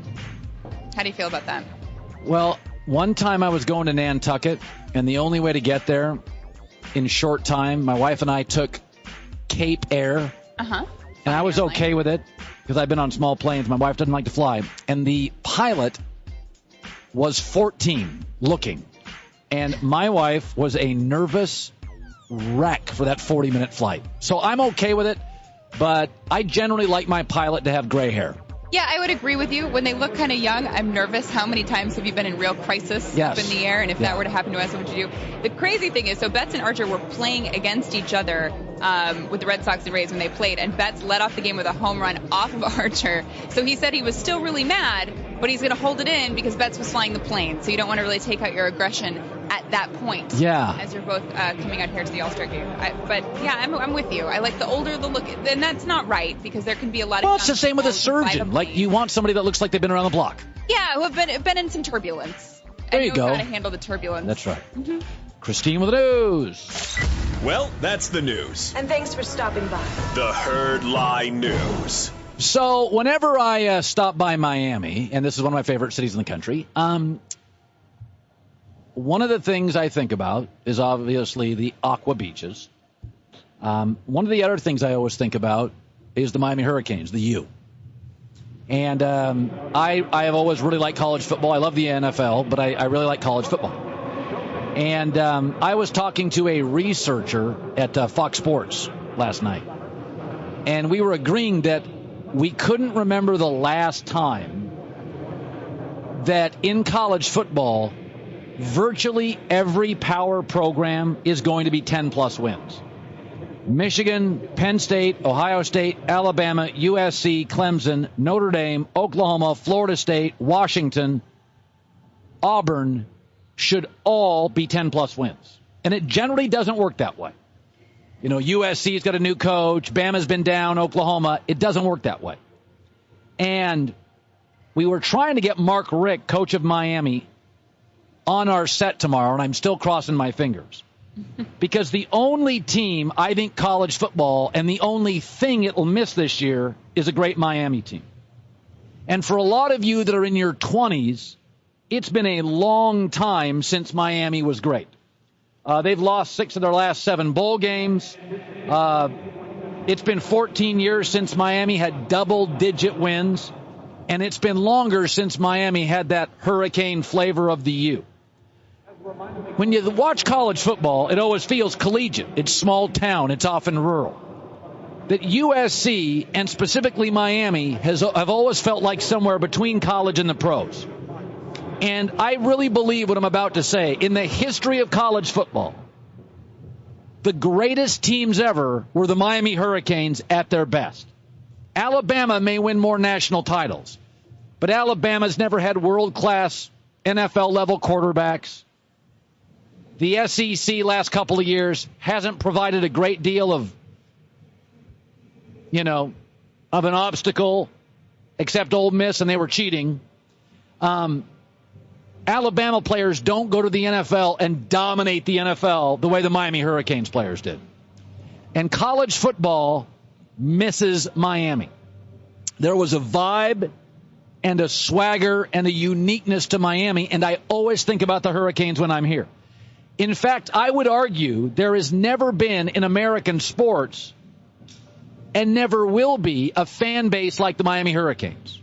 Now, we all know there's a lot of bandwagon Cowboy fans, that the Cowboys get good and all of a sudden their fan base expands by like 30, 40, 50%. We all know with Notre Dame or the Yankees, they've got a lot of fans, but when they get really good, their fan base expands by 30, 40, 50%. Oh, it's different with the Miami Hurricanes. Literally, when they're good, their fan base expands by 99%. They're virtually all bandwagon fans because they live in a city which is an event town where there's pro sports and the best beaches in America, an international flair, shopping restaurants, a million things to do. The Keys down south, golf courses up north. So the Miami Hurricanes are basically almost solely a bandwagon fan base through and through. They're almost like a trend that falls upon the scene and then disappears like a year later. Remember back in the 80s, 90s, the pet rock? You ever see a trend come into fashion and then leaves in a year? That's literally like Miami Hurricane football. It was a party. It was a rock tour. It was almost all the bandwagon fan base, which I've never cared about. I mean, you don't get bonus points for going to games for 20 years if it's boring and they're a bad team. But I miss them. I hope Mark Richt eventually comes on our show. I know he's a busy guy. And here's what I love. That Alabama this year is not dominating recruiting. Is that when Mark Richt got fired at Georgia, I said it was a big mistake, that he was a decent man who won 10 games a year in the toughest football conference in America. Do you know where Miami right now, with 19 recruits already verbally committed, stands in recruiting? Number 1 in the country. That is awesome. Nothing against Bama, nothing against Oklahoma, nothing against the Big Ten. There's a lot of duplication in college football. There is nothing that looks like, feels like, lives and breathes like the Miami Hurricanes. They're somewhere between college and pro football, and man, I want them back. And whenever I come to Miami, outside of the aqua water and the beaches, it's the second thing I think of. Alex Rodriguez and Kevin Burkhardt are around the corner. It's very interesting. Alex grew up. This used to be, I think, the stadium area we're in now. Wasn't this the old like Miami Hurricanes played in this or something years ago, John? The Orange Bowl, right? So my understanding is A-Rod as a kid would sneak into the stadium, actually. Wow. Yeah, so this is where A-Rod grew up, where he was a high school baseball star. I remember watching video of him, reading a story in Sports Illustrated. And this is where it all started for A-Rod. We went to dinner with him last night, so he'll be on the other end as we join you again in Miami at Marlins Park. A-Rod around the corner. Welcome back. Marlins Park in Miami. Isn't that beautiful? Don't you like this song? You know what this is? What is it? I'm in Miami. Bleep. So's Alex Rodriguez and Kevin Burkhardt. By the way, they're sitting. Giancarlo Stanton hit a ball 490 feet. And there's a little built-in plaque right behind these guys. And from home plate, it's about a $20 Uber ride to get to that home run ball. And so it's amazing. Right next to the wall, the guy, he almost hit it out of the stadium. So Alex Rodriguez and Kevin Burkhardt are joining us. Okay, can you hear me? I'll start with this. You got to give A-Rod needs. I'll start with. I can't hear. He's got some hearing issues. Not naturally, but apparently. Is your IFB thing? Yeah, I can't hear anything, but. All right, well, maybe just yell. So here's the thing. You hang out with A-Rod, so yes. You know what a sports junkie he is. He is college football guy, NFL guy. You've been like this since the first time I met you. Yeah. Why didn't you play football? Well, I always wanted to play football. I played in high school. I was a quarterback. But, I mean, when I started talking to my mother and my brother and my sister, they started kind of pushing me more towards baseball. And there's nothing like game day in football. But for me, baseball, being a Miami kid, having Dominican blood, baseball was a natural for me.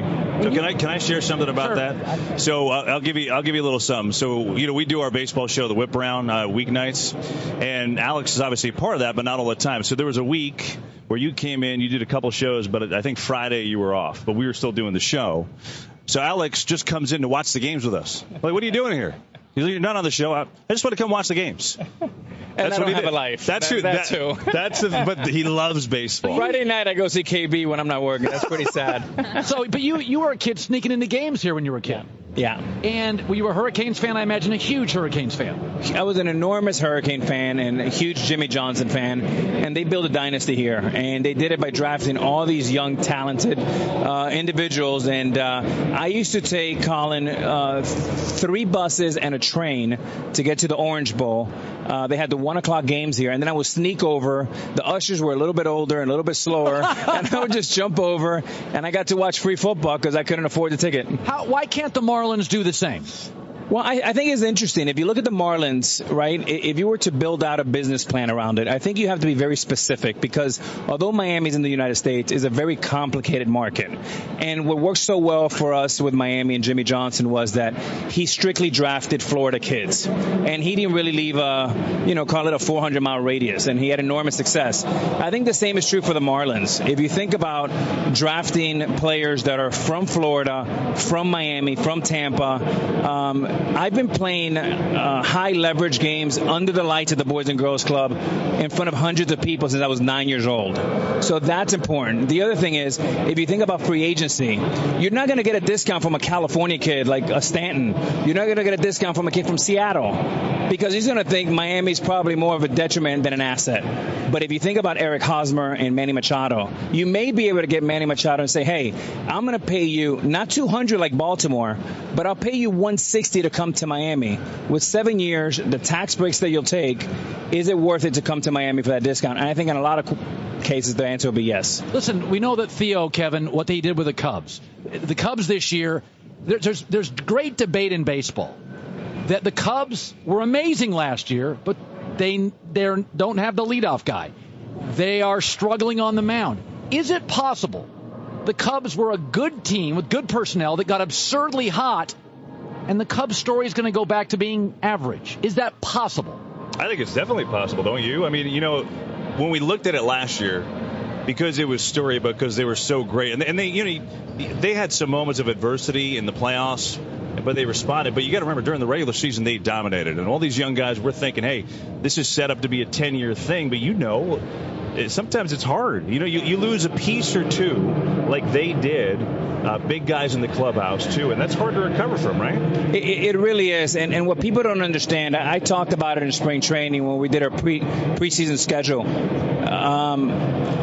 The hangover effect, it's unbelievable. It is real and it's tangible. What do I mean by that? You playing for Chicago Cubs, you haven't won in 108 years. Your emails, your texts, they're blowing up around the clock 24/7. There's opportunity everywhere to make money, to do commercials, to do appearances. We call it the banquet tour. It's hard to focus on the next season when you're doing so many things to celebrate the prior year. A-Rod, you're iconic in America. Do you ever... Part of the reason that you still maintain such a life here is that you can hide a little in Miami. Because if you go, when you were in New York, good Lord, you're in the tabloids every day. It's fun when you're in your 30s. But like for you now, what is the Miami experience like for you on a day-to-day basis? Miami's great for me. I have my two daughters, Natasha and Ella. They're 12 and 9. They go to school here in Coconut Grove. And Miami's a place for me that I'm indebted to because it's where I learned how to play baseball at the Boys and Girls Club.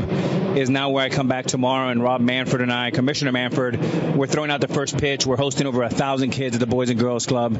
And, Colin, I'm at a point in my life that is all about paying it forward. I played for over 22 years. I experienced the good, the bad, and the ugly. I own the home runs as I own the strikeouts.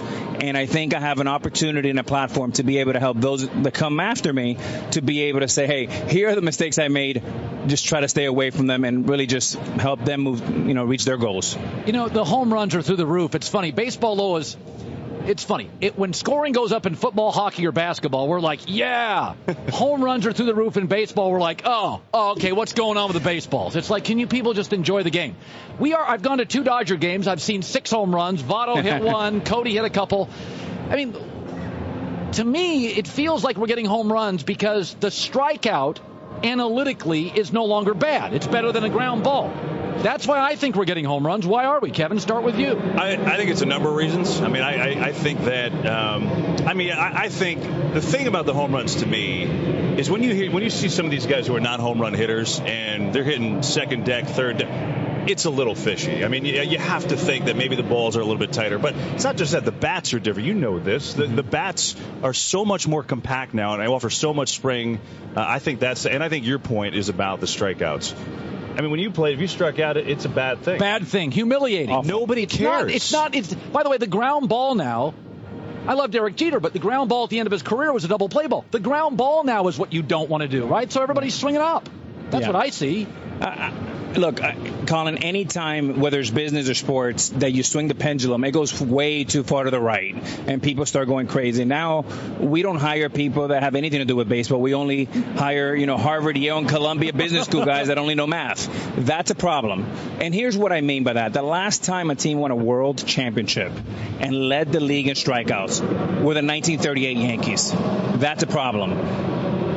The fact that you strike out 200 times a year and people celebrate it, and you can hit 220 and people celebrate it, that's a mistake. In order to win in October, you need to put the ball in play. That's what Kansas City did to the Mets. They drove them crazy. You need to get a guy in from third with less than 2 outs. And a number of things you need to do to put the game in motion. I think long-term is a big problem. You have to put the ball in play. Aaron Judge is having a ridiculous first half. If you look at the history of baseball, he's not going to duplicate that. I remember when I was a kid, there was a, guys won't remember this name, Alvin Davis played for the Mariners. Yeah. You remember Alvin Davis? Absolutely. He broke into the league. Number 21. Yeah. Wow.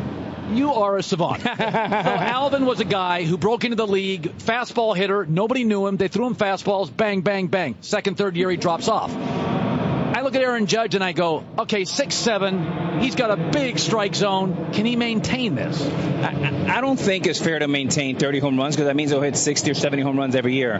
But here's a guy, Colin, that I'm so excited for. For the first time in a long time, we have a LeBron James type of personality and size that can transcend sport. Here's a guy who's 6'7", 275 pounds, 9% body fat, 32-inch vertical. The guy bench presses 400 pounds, squats 500 pounds.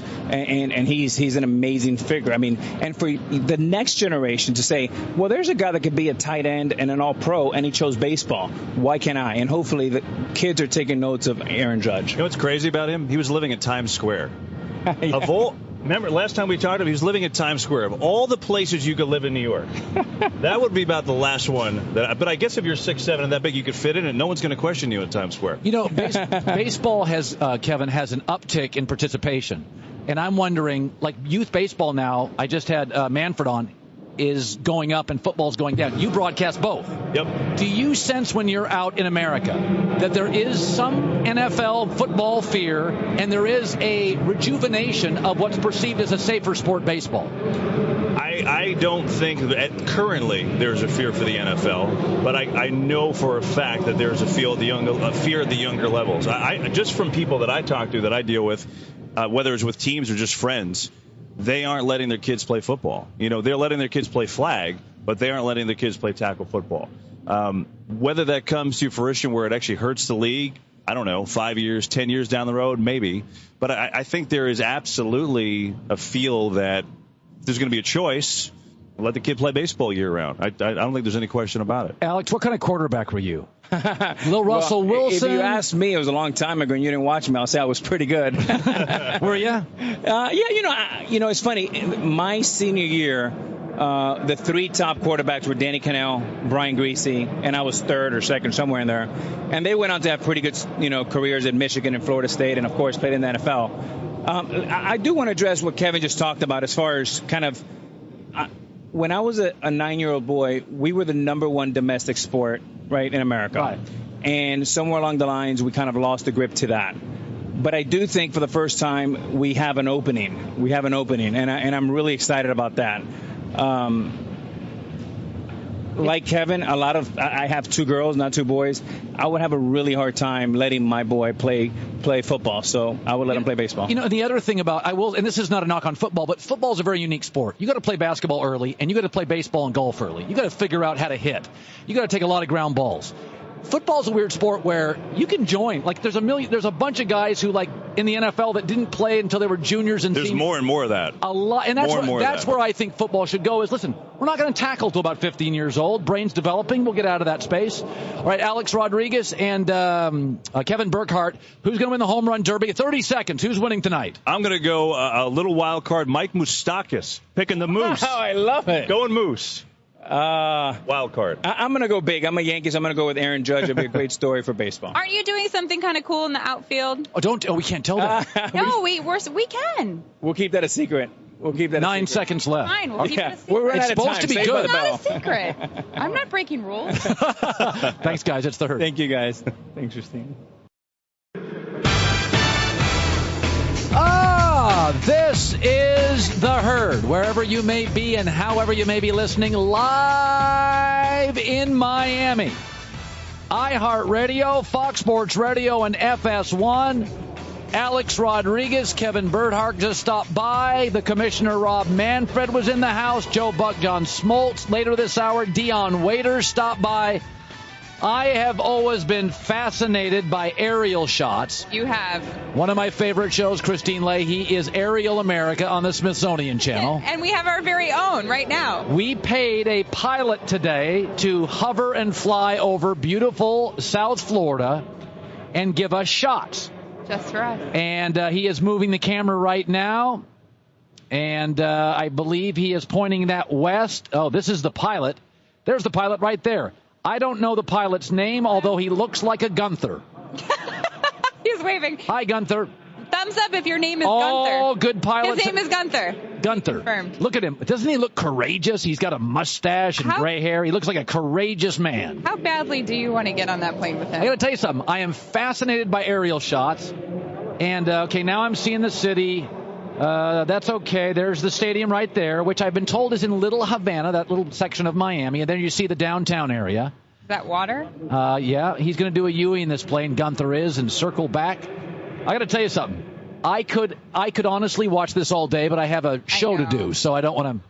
I sure know that you could. Is this what that show is like? You just Aerial America is a show on the Smithsonian Channel where they'll like pick a state and they'll like do of Vermont, and the show's like 2 minutes, and then they'll do California, it's like 4 hours. But they'll go to like Massachusetts, and they'll tell you the history of Massachusetts from like the 1800s, and it's really fascinating. So it's not about planes, it's about learning about different this is very educational. If you take the Gunther shot of the city of Miami, it's very educational. Well, I wonder if maybe Gunther can there's a bank right there, and there's a condo, and there's a big freeway system and a park.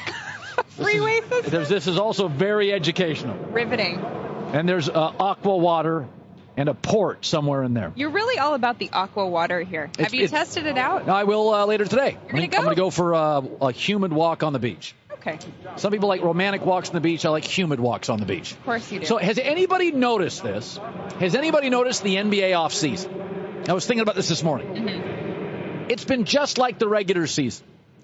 So in the NBA regular season, we had two teams, Golden State and Cleveland, that pretty much had sort of definitively pulled away from their conference. And even though neither team did, Cleveland or Golden State did this much this offseason, they're still definitively the top two teams. During the regular season, we spent a lot of time talking about stars. One of them was in Oklahoma City, Russell Westbrook. The other was in Houston, James Harden. This offseason, last couple of weeks, we've spent a lot of time talking about Oklahoma City. The star is now Paul George, and Houston, the star is now Chris Paul. Boston is making moves, but still hasn't made the move we really want him to make. Minnesota is still that, quote, talented team on the rise. The Lakers, just like the regular season, are pinning their hopes on Lonzo Ball. The Sixers' top draft picks are not playing. The pieces have moved. The stories haven't. In the West, the top and the bottom still look the same. And in the East, the top and the bottom largely look the same. There has been movement, but we're talking about the same 5 to 6 teams we were 5 or 6 months ago. I'm okay with it, but I thought it was kind of ironic. The other thing over the weekend, James Harden signed a massive contract, $228 million. Some NFL players came out publicly and said this is outrageous. We should be paid more. If you want to know who should be outraged, it's LeBron James, because now guys are making as much or more than LeBron James. Isaiah Thomas could sign a contract in the next year that pays him significantly more than LeBron James. But you have to realize when it comes to contracts, it's all about timing. The highest paid player right now in the NFL on an annual basis is Joe Flacco. Most don't consider him a top 10 quarterback. Right now in the NFL, we looked it up this morning, Kellen Moore makes more money than Dak Prescott at the quarterback position for the Dallas Cowboys. You can't get caught up in what people are making because so much of a contract is timing based. Dak Prescott will be the second highest paid Dallas Cowboy quarterback. And he is absolutely the most important player for the Cowboys. And I would say because of the popularity of the Cowboys, and at Fox, we air like 8 Cowboy games this year on national TV. He will be the most important player for our network, Fox Sports. So when you get caught up on a guy makes this and a guy makes that, there are so many things. Timing is big. Mike Conley, because of the scarcity of other guards on the market, made a fortune. I wouldn't want to pay Mike Conley that, but given what Memphis had as options, Otto Porter and Mike Conley, good players, not stars, are making a fortune. So, and I said this earlier, and I really believe this, is that NBA players, yes, I'll say it again, should be more highly compensated than NFL players. They should be. Gronk, for instance, may be the best tight end in the history of football. In Vegas, he's not worth a point a game. Julio Jones may very well be the best wide receiver in football. He missed 2 games this year. Atlanta scored in the 40s both times, above their season average. Outside of quarterback, football is overwhelmingly about a multitude of players, choreography, and a system. Every sport has a different culture. In baseball, the pitcher plays only every fourth or fifth game, and he is the most important if you want to win a World Series. In fact, it's virtually impossible to win a World Series without a good bullpen. Mariano Rivera gave Joe Torre every one of those rings. He secured it. So when you look at basketball players, it is more of an artistic sport than a system sport. For Kevin Durant, LeBron James, Michael Jordan, Kobe Bryant, go score. In fact, if it was about systems, then why doesn't everybody in basketball copy the triangle? And nobody did, because we all understood it was an offense that only truly worked if Michael or Kobe were finishing on the wing. So basketball players just picked, when it comes to monetary success, they picked the right sport. Football players, it's a system sport, and it always has been. That's why Alabama can be average at quarterback and win multiple national championships. It's why the New England Patriots can be largely average at running back and win multiple national championships. It's just the way the sports work. It's nothing against Gronk. I think he's a far more talented football player than Otto Porter is a basketball player, though talented still. But basketball's always going to be more individualistic, more creative, and more about the player, not the system. Good to have you in. Joe Buck, John Smoltz will join us. Alex Rodriguez just did. Dion Waiters as well. And Rob Manfred started the show in the first hour. Pitbull performed earlier today. Well, he was doing his sound check, but we took it as a personal performance for us. I felt like it was a personal performance. He really was serenading you. We got in, both of us got in like 7 o'clock, same flight last night from Miami. Not a bad flight, less than 5 hours from L.A. to Miami. It really is a very unique place. Like, of all the cities in America, like, it was a Sunday night, and I live near the beach in Los Angeles. And a Sunday night in the summer, it's dead. They're closing the doors at 11 o'clock. We went out last night. They're just opening the doors. We were in a steakhouse last night at about 11:30, and there was more wattage and lights on than in 90% of the cities in America at dusk. Yeah. Miami is an incredibly unique place, and baseball picked a good place to host an All Star game. Joe Buck and John Smoltz around the corner. Oh, it's great to be here at Marlins Park, Miami. Christine Leahy is joining us. It almost sounded like you were about to sing along with the song. Oh, it's getting hot in here. We're way out in center field. You can see behind us. Last year we did San Diego, and this is Miami. It's, Miami in the summer can get very humid. We had a thunderstorm, which actually woke me up at about 6 in the morning. And you need those thunderstorms here. It would be really humid. It kind of breaks up the humidity. It is so beautiful here. But this stadium is a little removed from downtown Miami, which I think for traffic's probably better. It was easy for us to get here. The roof is retractable. This wall, that wall you look at right now, sorry about the radio people, but that thing opens up on a really, really cool afternoon. So baseball starts, obviously, in April, and if you're successful, you're playing in September, October. Now, in the summer in Miami, mostly that window is closed and the roof is generally closed. And the reason they had to have a roof here was because so much of the audience here comes from north of town, Fort Lauderdale, West Palm, Boca, and they're not going to come if the weather report in the summer is there may be a thunderstorm.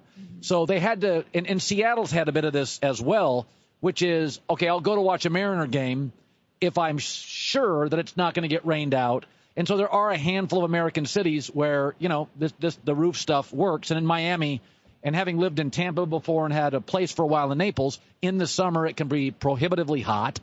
And to secure a comfortable environment, obviously sometimes you need a roof. So I'm not a big fan of roofs and retractable roofs, but in Miami it's the only way to make it work. Now, Giancarlo Stanton is in the home run derby tonight. He is a massive man. Aaron Judge is also in it. He is a massive man. And then the Twins have a guy in, and the Nats do, and the Dodgers do. Rob Manfred, the commissioner, was on earlier today, and I said, sometimes baseball needs to just not overthink stuff. I used a water park with you as my example. Is I know when I go to a water park, it's a petri dish sort of for germs, right? Like there's 10,000 people at a water park. Well, I never thought of it that way until today. Thank you. Slide plus toilet equals water park. But I go there knowing I'm going to have a great time with my kids. And it's like the Transformer movies. It's an alien that turns into a car. It's a robot into a car. It made $4 billion. People thought Transformers was cool. Don't overthink the room on stuff. Baseball's got a bunch of home runs this year. I don't know why. But in the end, fans like home runs. The home run derby tonight is probably the most anticipated in a decade.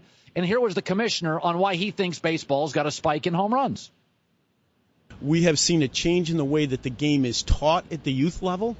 A change in approach at the major league level, way more analytics, way more tolerance of plays like strikeouts that people didn't used to like. Whatever changes you're seeing out there in terms of the way the game is being played, it's as a result of really smart general managers and managers deciding that these changes give their teams the best chance to win. I mean, when people say the ball is juiced, just think about what that would mean. That would mean Rawlings, which has had a relationship with baseball since, I believe, 1904, would not tell baseball and would suddenly change a baseball, therefore potentially destroying their business. Or it would mean the commissioner, who's only had the job since January of 2015, and he's going to be a commissioner for 15 years. It's a heck of a life, right?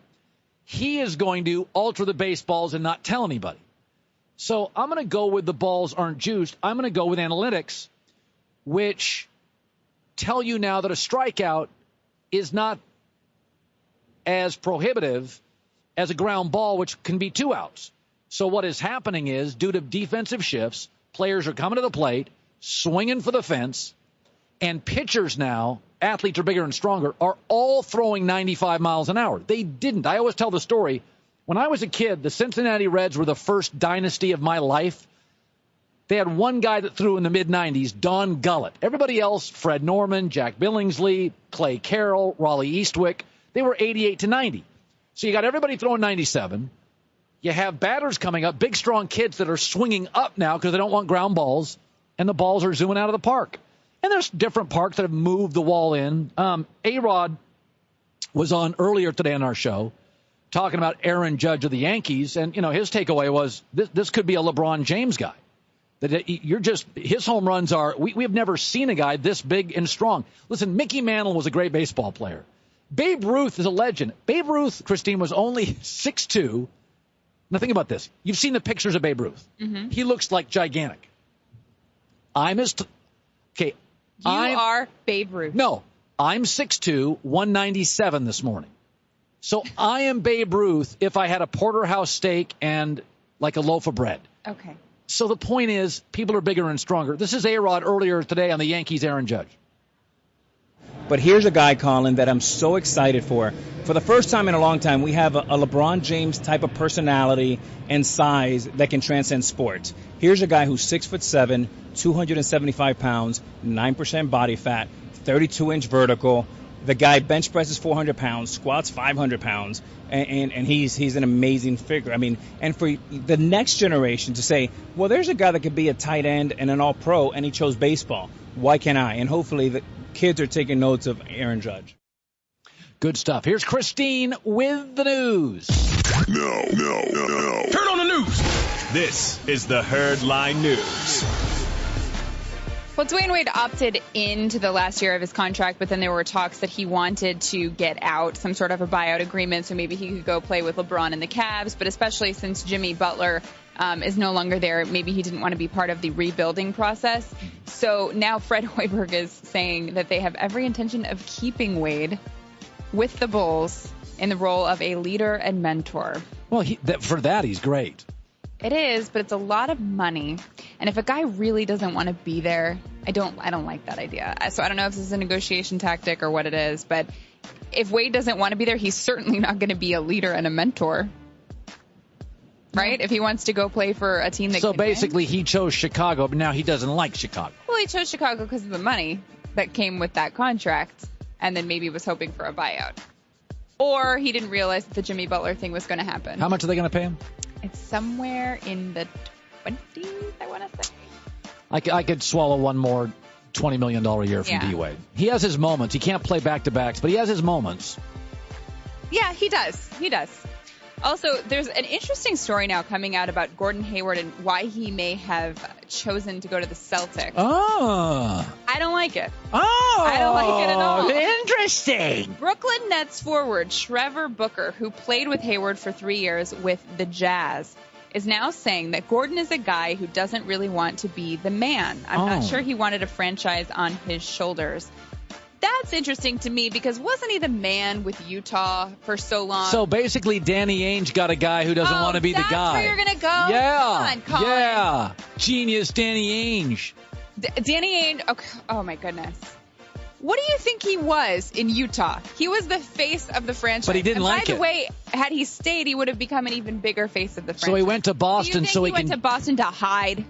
He went to Boston so he could be one of many players. If he wanted to hide, he'd go to Miami. Seriously, because Miami isn't going to have nearly as good of a shot as the Celtics are. But it's Danny's fault.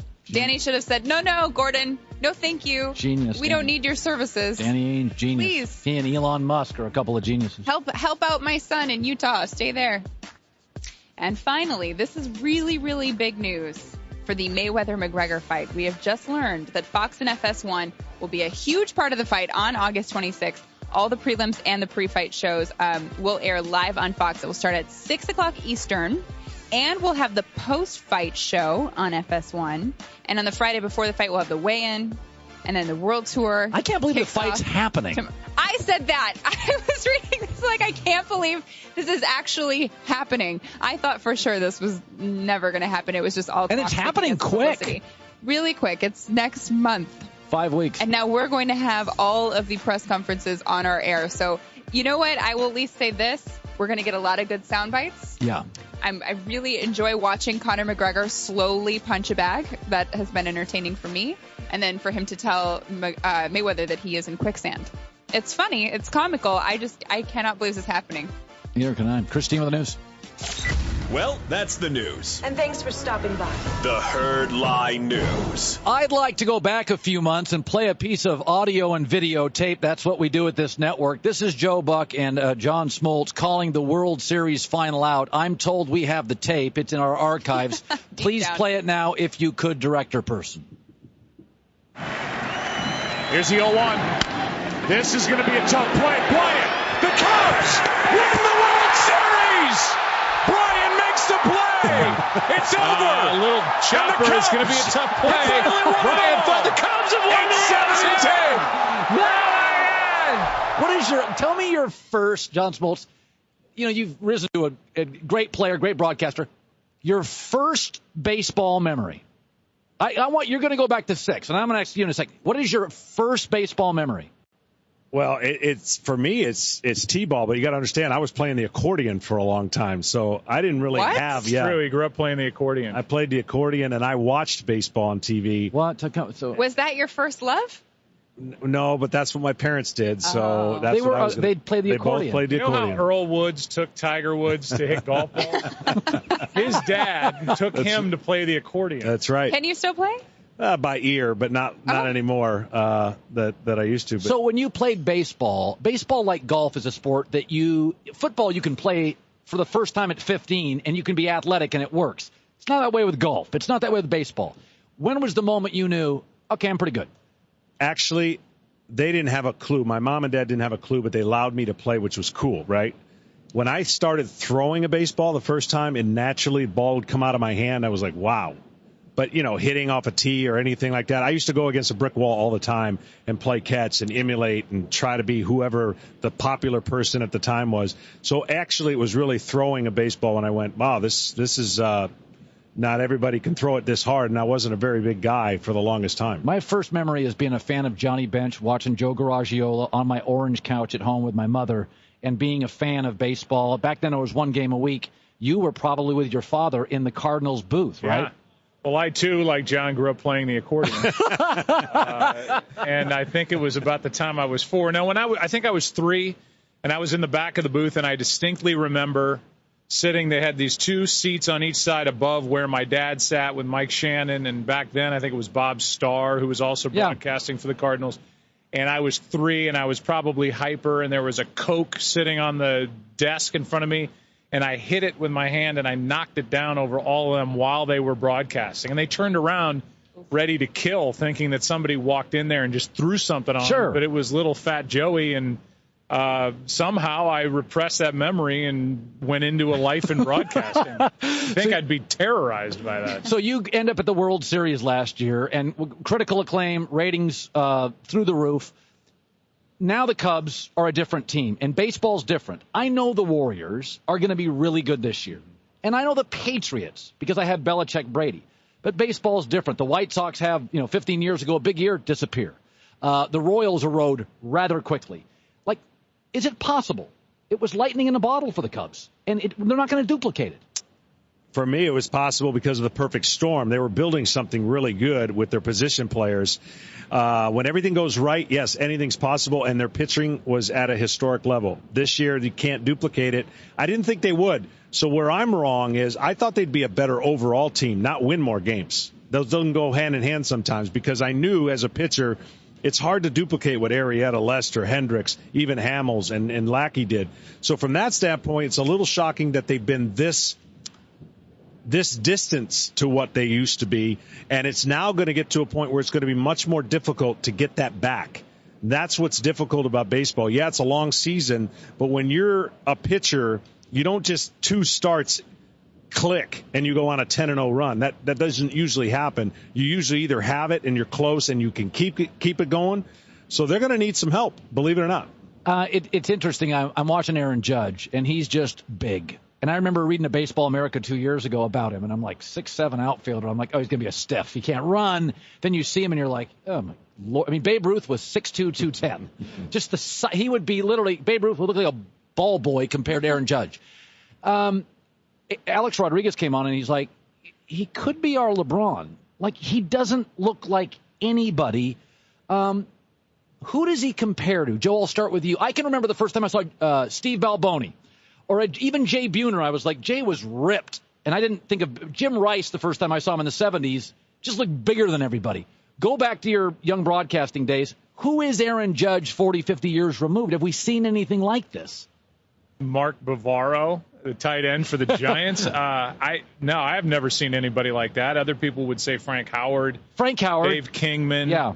But I'm like you. You think somebody 6'7", 280 is going to be literally a stiff. Like, they're not going to be able to move like that. He played some center field in college. He was a good basketball player. He was a good football player. He's an athlete, and that's the freak part, that he's an athlete at that size. Right. I think he's played the heck out of right field. Nobody's talked about that, but he talks 30 home runs. But defensively, he moves around well for a huge man. So I can't, personally in baseball, in my experience, I can't compare him to anybody. You played with guys like Lemke, who were not physical. Their stature was limited. Baseball is a sport. Soccer's got this, too. There are different skill sets. Yeah. You can, like a second baseman shouldn't be too tall, should have good hands, quick feet. Was there anybody that you saw in the minor league system that was too big, that was too clunky? There's been a couple that have not made it. It's a size that doesn't have a lot of history to it. Right, of success. That's right. The guys that I saw, Dave Winfield, I was like, wow, this guy's a monster. He stands 5 feet away from the plate, and then he dives in, looks like he's going to hit it 500 feet. Frank Thomas was a huge human being that dominated the right side of the batter's box. But you don't see a whole lot. I remember facing guys that you go, first of all, for a pitcher, it's visibly pleasing. Like, it looks like you could throw a strike anytime you want until they hit the baseball about 500 feet. So he's an exception, because I say in a short period of time, you can't make the adjustments he's made if you're not athletic, if you're not gifted. He struck out 40% of the time last year. This wasn't a given. Nobody in the history of baseball could have predicted what he's doing in this short of a time. So credit him and his willingness to adapt. That's been the biggest thing that I've noticed. Who was hard for you? Rickey Henderson had kind of a historically small strike zone. Were there guys that were the opposite of Aaron Judge that you, with your expertise, struggled with? Yeah, any smaller, fast guy, I would just as soon not see them. If they put a lineup of 8, I was done. 8 of those guys would have, because I wanted the free swingers. I wanted the guys that wanted to hit it a country mile. I wanted guys to be aggressive because I was going to be aggressive. Brett Butler's gave me problem. All the guys that would slap it and just, because to me, I've had to learn in my later year of my career that I don't need to throw it hard to those guys. I don't even need to be aggressive. I got to throw strikes. So, yes, those guys gave me more fits than any of the big sluggers I've ever faced. You know, being in St. Louis, Joe, for all those years, kind of the Spurs, the Patriots, and the Cardinals have this historic, dynastic kind of feel to them, that it's the system's bigger than the player. Pujols leaves, they have some immediate success. Something's, though, not right in St. Louis right now. They had some hard throwers come up. What's going on with St. Louis? Because to me, DeWitt family, their history, their minor league system's always been, you know, among their peers, a notch above. It doesn't feel right now. Yeah, and that was bound to happen at some point. They have had this unbelievable run of success under DeWitt, and then it was La Russa, and now it's Mike Matheny, and it's been a lot of consistency. But I don't think they're a well-made team. They don't fit together, and they put a lot of chips on Randall Grichuk as an outfielder to be consistent and supply power, and Steven Piscotty, and neither one have been consistent or powerful. And they seem to have like 9 second basemen, and they're trying to fit all these guys in, but nobody really has their spot. And the one guy they had that had power, they traded to the Atlanta Braves and Matt Adams for a minor leaguer because he didn't really fit. Well, he probably could have fit at first base, but they just had a lot of moving parts, and all this fluidity has led to inconsistency because nobody knows where they're playing every day, and they've got a lot of parts that aren't really dynamic players for few spots. They're going to have to shed some of those players and, you know, try to turn that into some pitching and go with their gut on some guys that have come up. Paul DeYoung, a young infielder. They signed Wong to a deal. I mean, I could go on, but it's just a lot of pieces that don't seem to fit well for a 25-man roster. I went and watched the game with Clayton Kershaw pitching last year, Joe Buck, John Smoltz, and if it wasn't for a pitching change by the Padres in the 7th, I would have been in and out of the stadium in an hour 38. He reminds me of a really overpowering Randy Jones. Remember the Padres pitcher? I mean, Clayton's just moving through it. It's interesting. Like, if a quarterback succeeds, I know why. Tom's efficient, doesn't have the greatest arm strength. But usually in baseball, if you're overpowering, it's like, oh, you've got overpowering stuff. I mean, when you watch Kershaw, is somebody at an elevated level? Is it overpowering? Is it the pace? Is it the IQ? Is it the understanding? Is it moving the plate? Like, why is he so dominant? It's the total package. He has become one in himself, meaning he knows his mechanics better than anybody, and he repeats them better than anybody. You could have a guy with the greatest gifts and tools, but if he doesn't know how to get to those, it doesn't mean as much. He has a unique delivery. He works out extremely hard. He's smart. He's dedicated. But he just flat out can throw the ball where he wants to with that stuff better than anybody. And that in and of itself makes it's like poetry. It's like watching a great mastery of somebody that you'd think cannot last this long and transcend time. And he has been able to do that. His fastball doesn't move very much. His curveball is fantastic. His slider, that slider that he throws is the evolution of Clayton Kershaw because he was a 2-pitch pitcher. He's now a 3.5-pitch pitcher, and hitters just can't pick it up with the uniqueness of the way that he has that double leg kick and goes. But you can't do that if you're not physically fit, mentally ready, and he has all the components for that. Yeah, he's a pretty feisty guy. By the way, you told a story last night, which I found odd and unsettling, that you used to sleep more on the nights you pitched. Yeah. It was really uncomfortable for everybody in the room. So it makes sense, though. He sleeps till noon, so I'm not a sleeper. So, Joe Buck, so you're doing – do we have the call yet, Director, man? When you're doing the World Series. So you're close with your staff. Yeah, if you call him by his name, he might respond. Literally, we have 40 people here. Hey, you, get me a coffee. Anyway. Oh, no. So that's Wit album. Okay, so here's the point. Amy. When you were in the Cubs thing, and this is a dumb question by a broadcaster, but this was history. Like, everybody was talking about it. When you're doing stuff and you're in that moment last year, you've been doing this forever. It felt different. Like, I was nervous for you. I was nervous for me. Kind of, right? Yeah, I mean, if you screw that up, you're done. You're done. Done. I would ask him to get rid of you. No, I would ask for them to get rid of me. I wouldn't want to come back. So for all your years and all your innings, it was different last year. Yeah, it was. That'll never be duplicated in any of our lifetimes. Nobody will say, oh, well, that team has won in 108 years. You know, you hadn't been even at the World Series since right after World War II at Wrigley Field. So, you know, while people say, well, what was it like compared to the Red Sox in 2004? Well, the Red Sox had been there in the World Series. They hadn't won, but they had at least been there. And this was an even longer drought. I just don't know how it could get better than that. When you were first starting in broadcasting, and I'll ask you this too, at later stage, because you were playing baseball, did you ever write down a call like, I'm going to write this down for the moment? I did, yeah. I did too, and it wasn't great. Oh, I did it for the McGuire home run in 98, and he was chasing down Maris, and everybody kept asking me, what are you going to say? What are you going to say? What are you going to say? And I was like, I don't know. I don't know what I'm going to say anytime I open my mouth and I'm doing a game. But after enough people ask you, you write it down. You start thinking about it going to bed. You think about it waking up. And I wrote some dumb, like, haiku to spew out to the world when he hit it.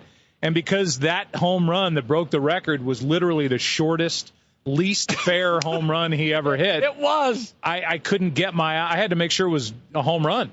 So I couldn't ever get my eyes down to my stupid haiku, and I never said it. So, and I'm glad I didn't. And because I had my head up, I noticed that he leapt over first base or leaped over first base, and that became part of the call. So it was a great lesson, and I didn't have to learn it the hard way, that you can't script those moments. They're corny and they sound like they're scripted. You have to do whatever feels right in the moment. Do you, like they say, football coaches script plays? So John Smoltz, Joe Buck, when you would go into a big game, would you mentally think this is how the first inning is going to work? Yeah. Like, how much mental preparation is there beyond I got to go out, get my sleep, hydrate, Atlanta, summer? How much is mental? Well, it's funny. I over-prepare. Well, at least I spend more time as a broadcaster than I would do ever as a pitcher, ever.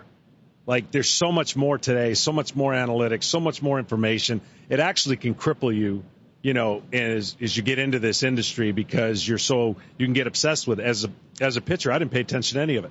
I watched a little video. I knew my game plan. I knew my strengths, and I stuck with it. There's only one time I've ever taken a catcher and scripted the first inning. Once. It was Brian McCann, rookie year, and I wanted to take him through the Houston Astros, who I'd faced 100 times. And I said, here's what we're going to do, because with a veteran catcher, you kind of work together. Sure. And I said, we're going to throw all sliders in the first inning. I said, Biggio's going to swing at the first three sliders. We're going to strike him out. We're going to get through the first inning with sliders, and then we're going to have them eaten out of our hand with fastballs later in the game. He goes, all right. He thought this was natural practice for big league baseball. The eyes, when the third swing and a miss for Biggio out of McCann were so big, he got the ball, threw it to third base. He told me later, he goes, I'm way over my head. But it worked out perfectly. I ended up giving up a run, but won that game because in my mind, I had seen these guys so many times. Baseball comes down to when it works the best, you knew what I'm going to do, and I know what you're going to do, and it comes down to who's going to execute the best. What was your best pitch? The slider, basically. I pitched off my fastball, but my slider was my bread and butter. It was every day I would wake up going, thank God I've got this pitch. What was your fastball, 93? 93 to 94 as a starter, and then when I went in the closer's role, 97 to 98. Oh, that's gas. So you threw 97. I threw a pitch at 100 miles an hour as a closer, and Vinny Castilla hit it over the train tracks in Houston. Wow. You never got to the story of why you slept so much only on the day before you pitched. I believed for me to store up, I would tell my family and my kids, look, you can do whatever you want 4 days, but the day I pitch, I need sleep.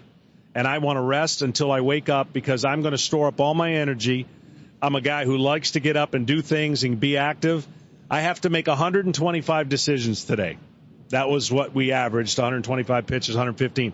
And I want to be prepared to make those decisions. And then after that, I'm going to be goofy and watch Dumb and Dumber and do everything else. So that's why I slept. I was comfortable in big games, taking a nap. I missed all the pregame speeches in our 7th games because I was sitting in the training room table curled up taking a nap because I felt more comfortable just not overthinking it. And just I wanted to be in that moment so bad that I actually would relax and slow everything down by taking a nap. You just described what my audience does for the 3 hours I'm on. I was thinking, he sounds like a wonderful guy to be married to, doesn't he? You guys do whatever you want. I'm going to be sleeping, and then I'm going to watch Dumb and Dumber. Once every 7 days. That's right. fine. That's right. And you were very in the moment. That's great. John Smoltz, Joe Buck in Miami. Thanks, guys. It's the Herd. Thank you. Got it. With Ceric Technology, dentists create a crown in just one appointment. Call 1-800-DENTIST or go to 1-800-DENTIST.com/Ceric, C-E-R-E-C. You see Joe Madden. It's pictures. He's got all the Cubs out there.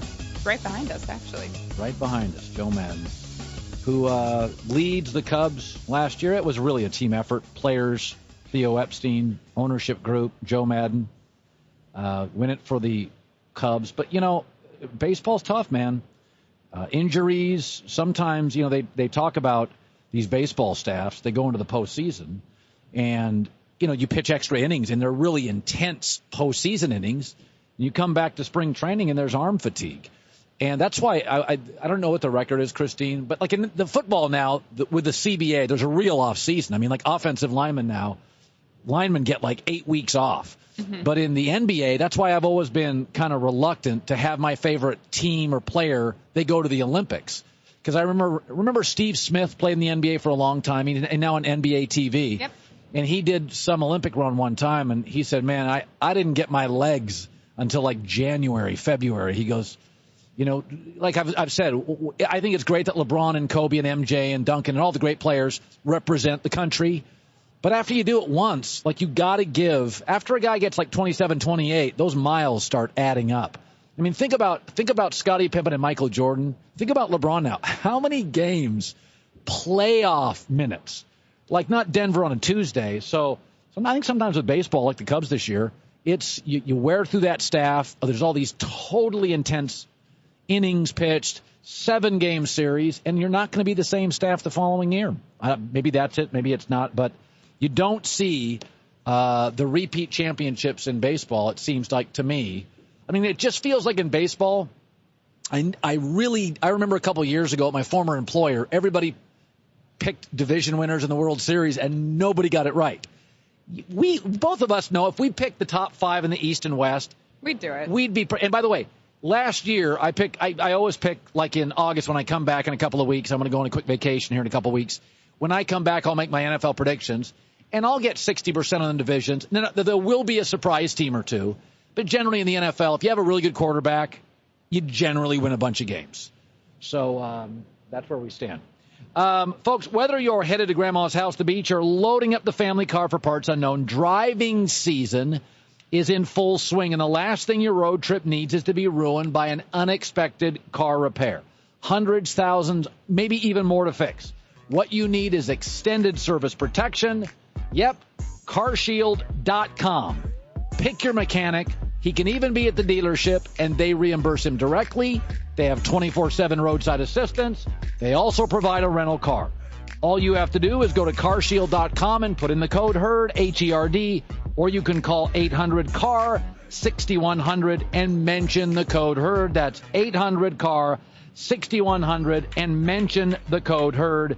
Carshield.com, GPS, electronics. If you don't have a warranty, you can go upside down fast. That's no place you want to be.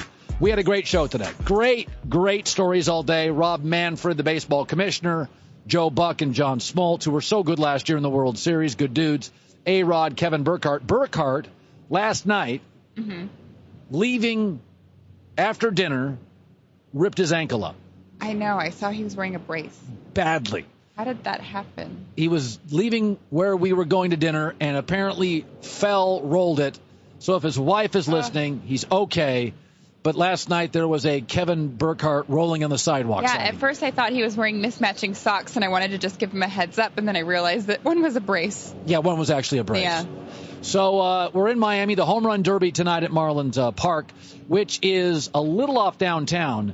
Giancarlo Stanton is the home run hitter of note in the Home Run Derby. He'll be the home favorite, obviously, and this will be 90% Marlin fans. Their attendance is so spotty, but for tonight, you're going to get a huge crowd. I think this is probably, in recent memory, probably the most anticipated home run derby. You'd love to get Bryce Harper in it.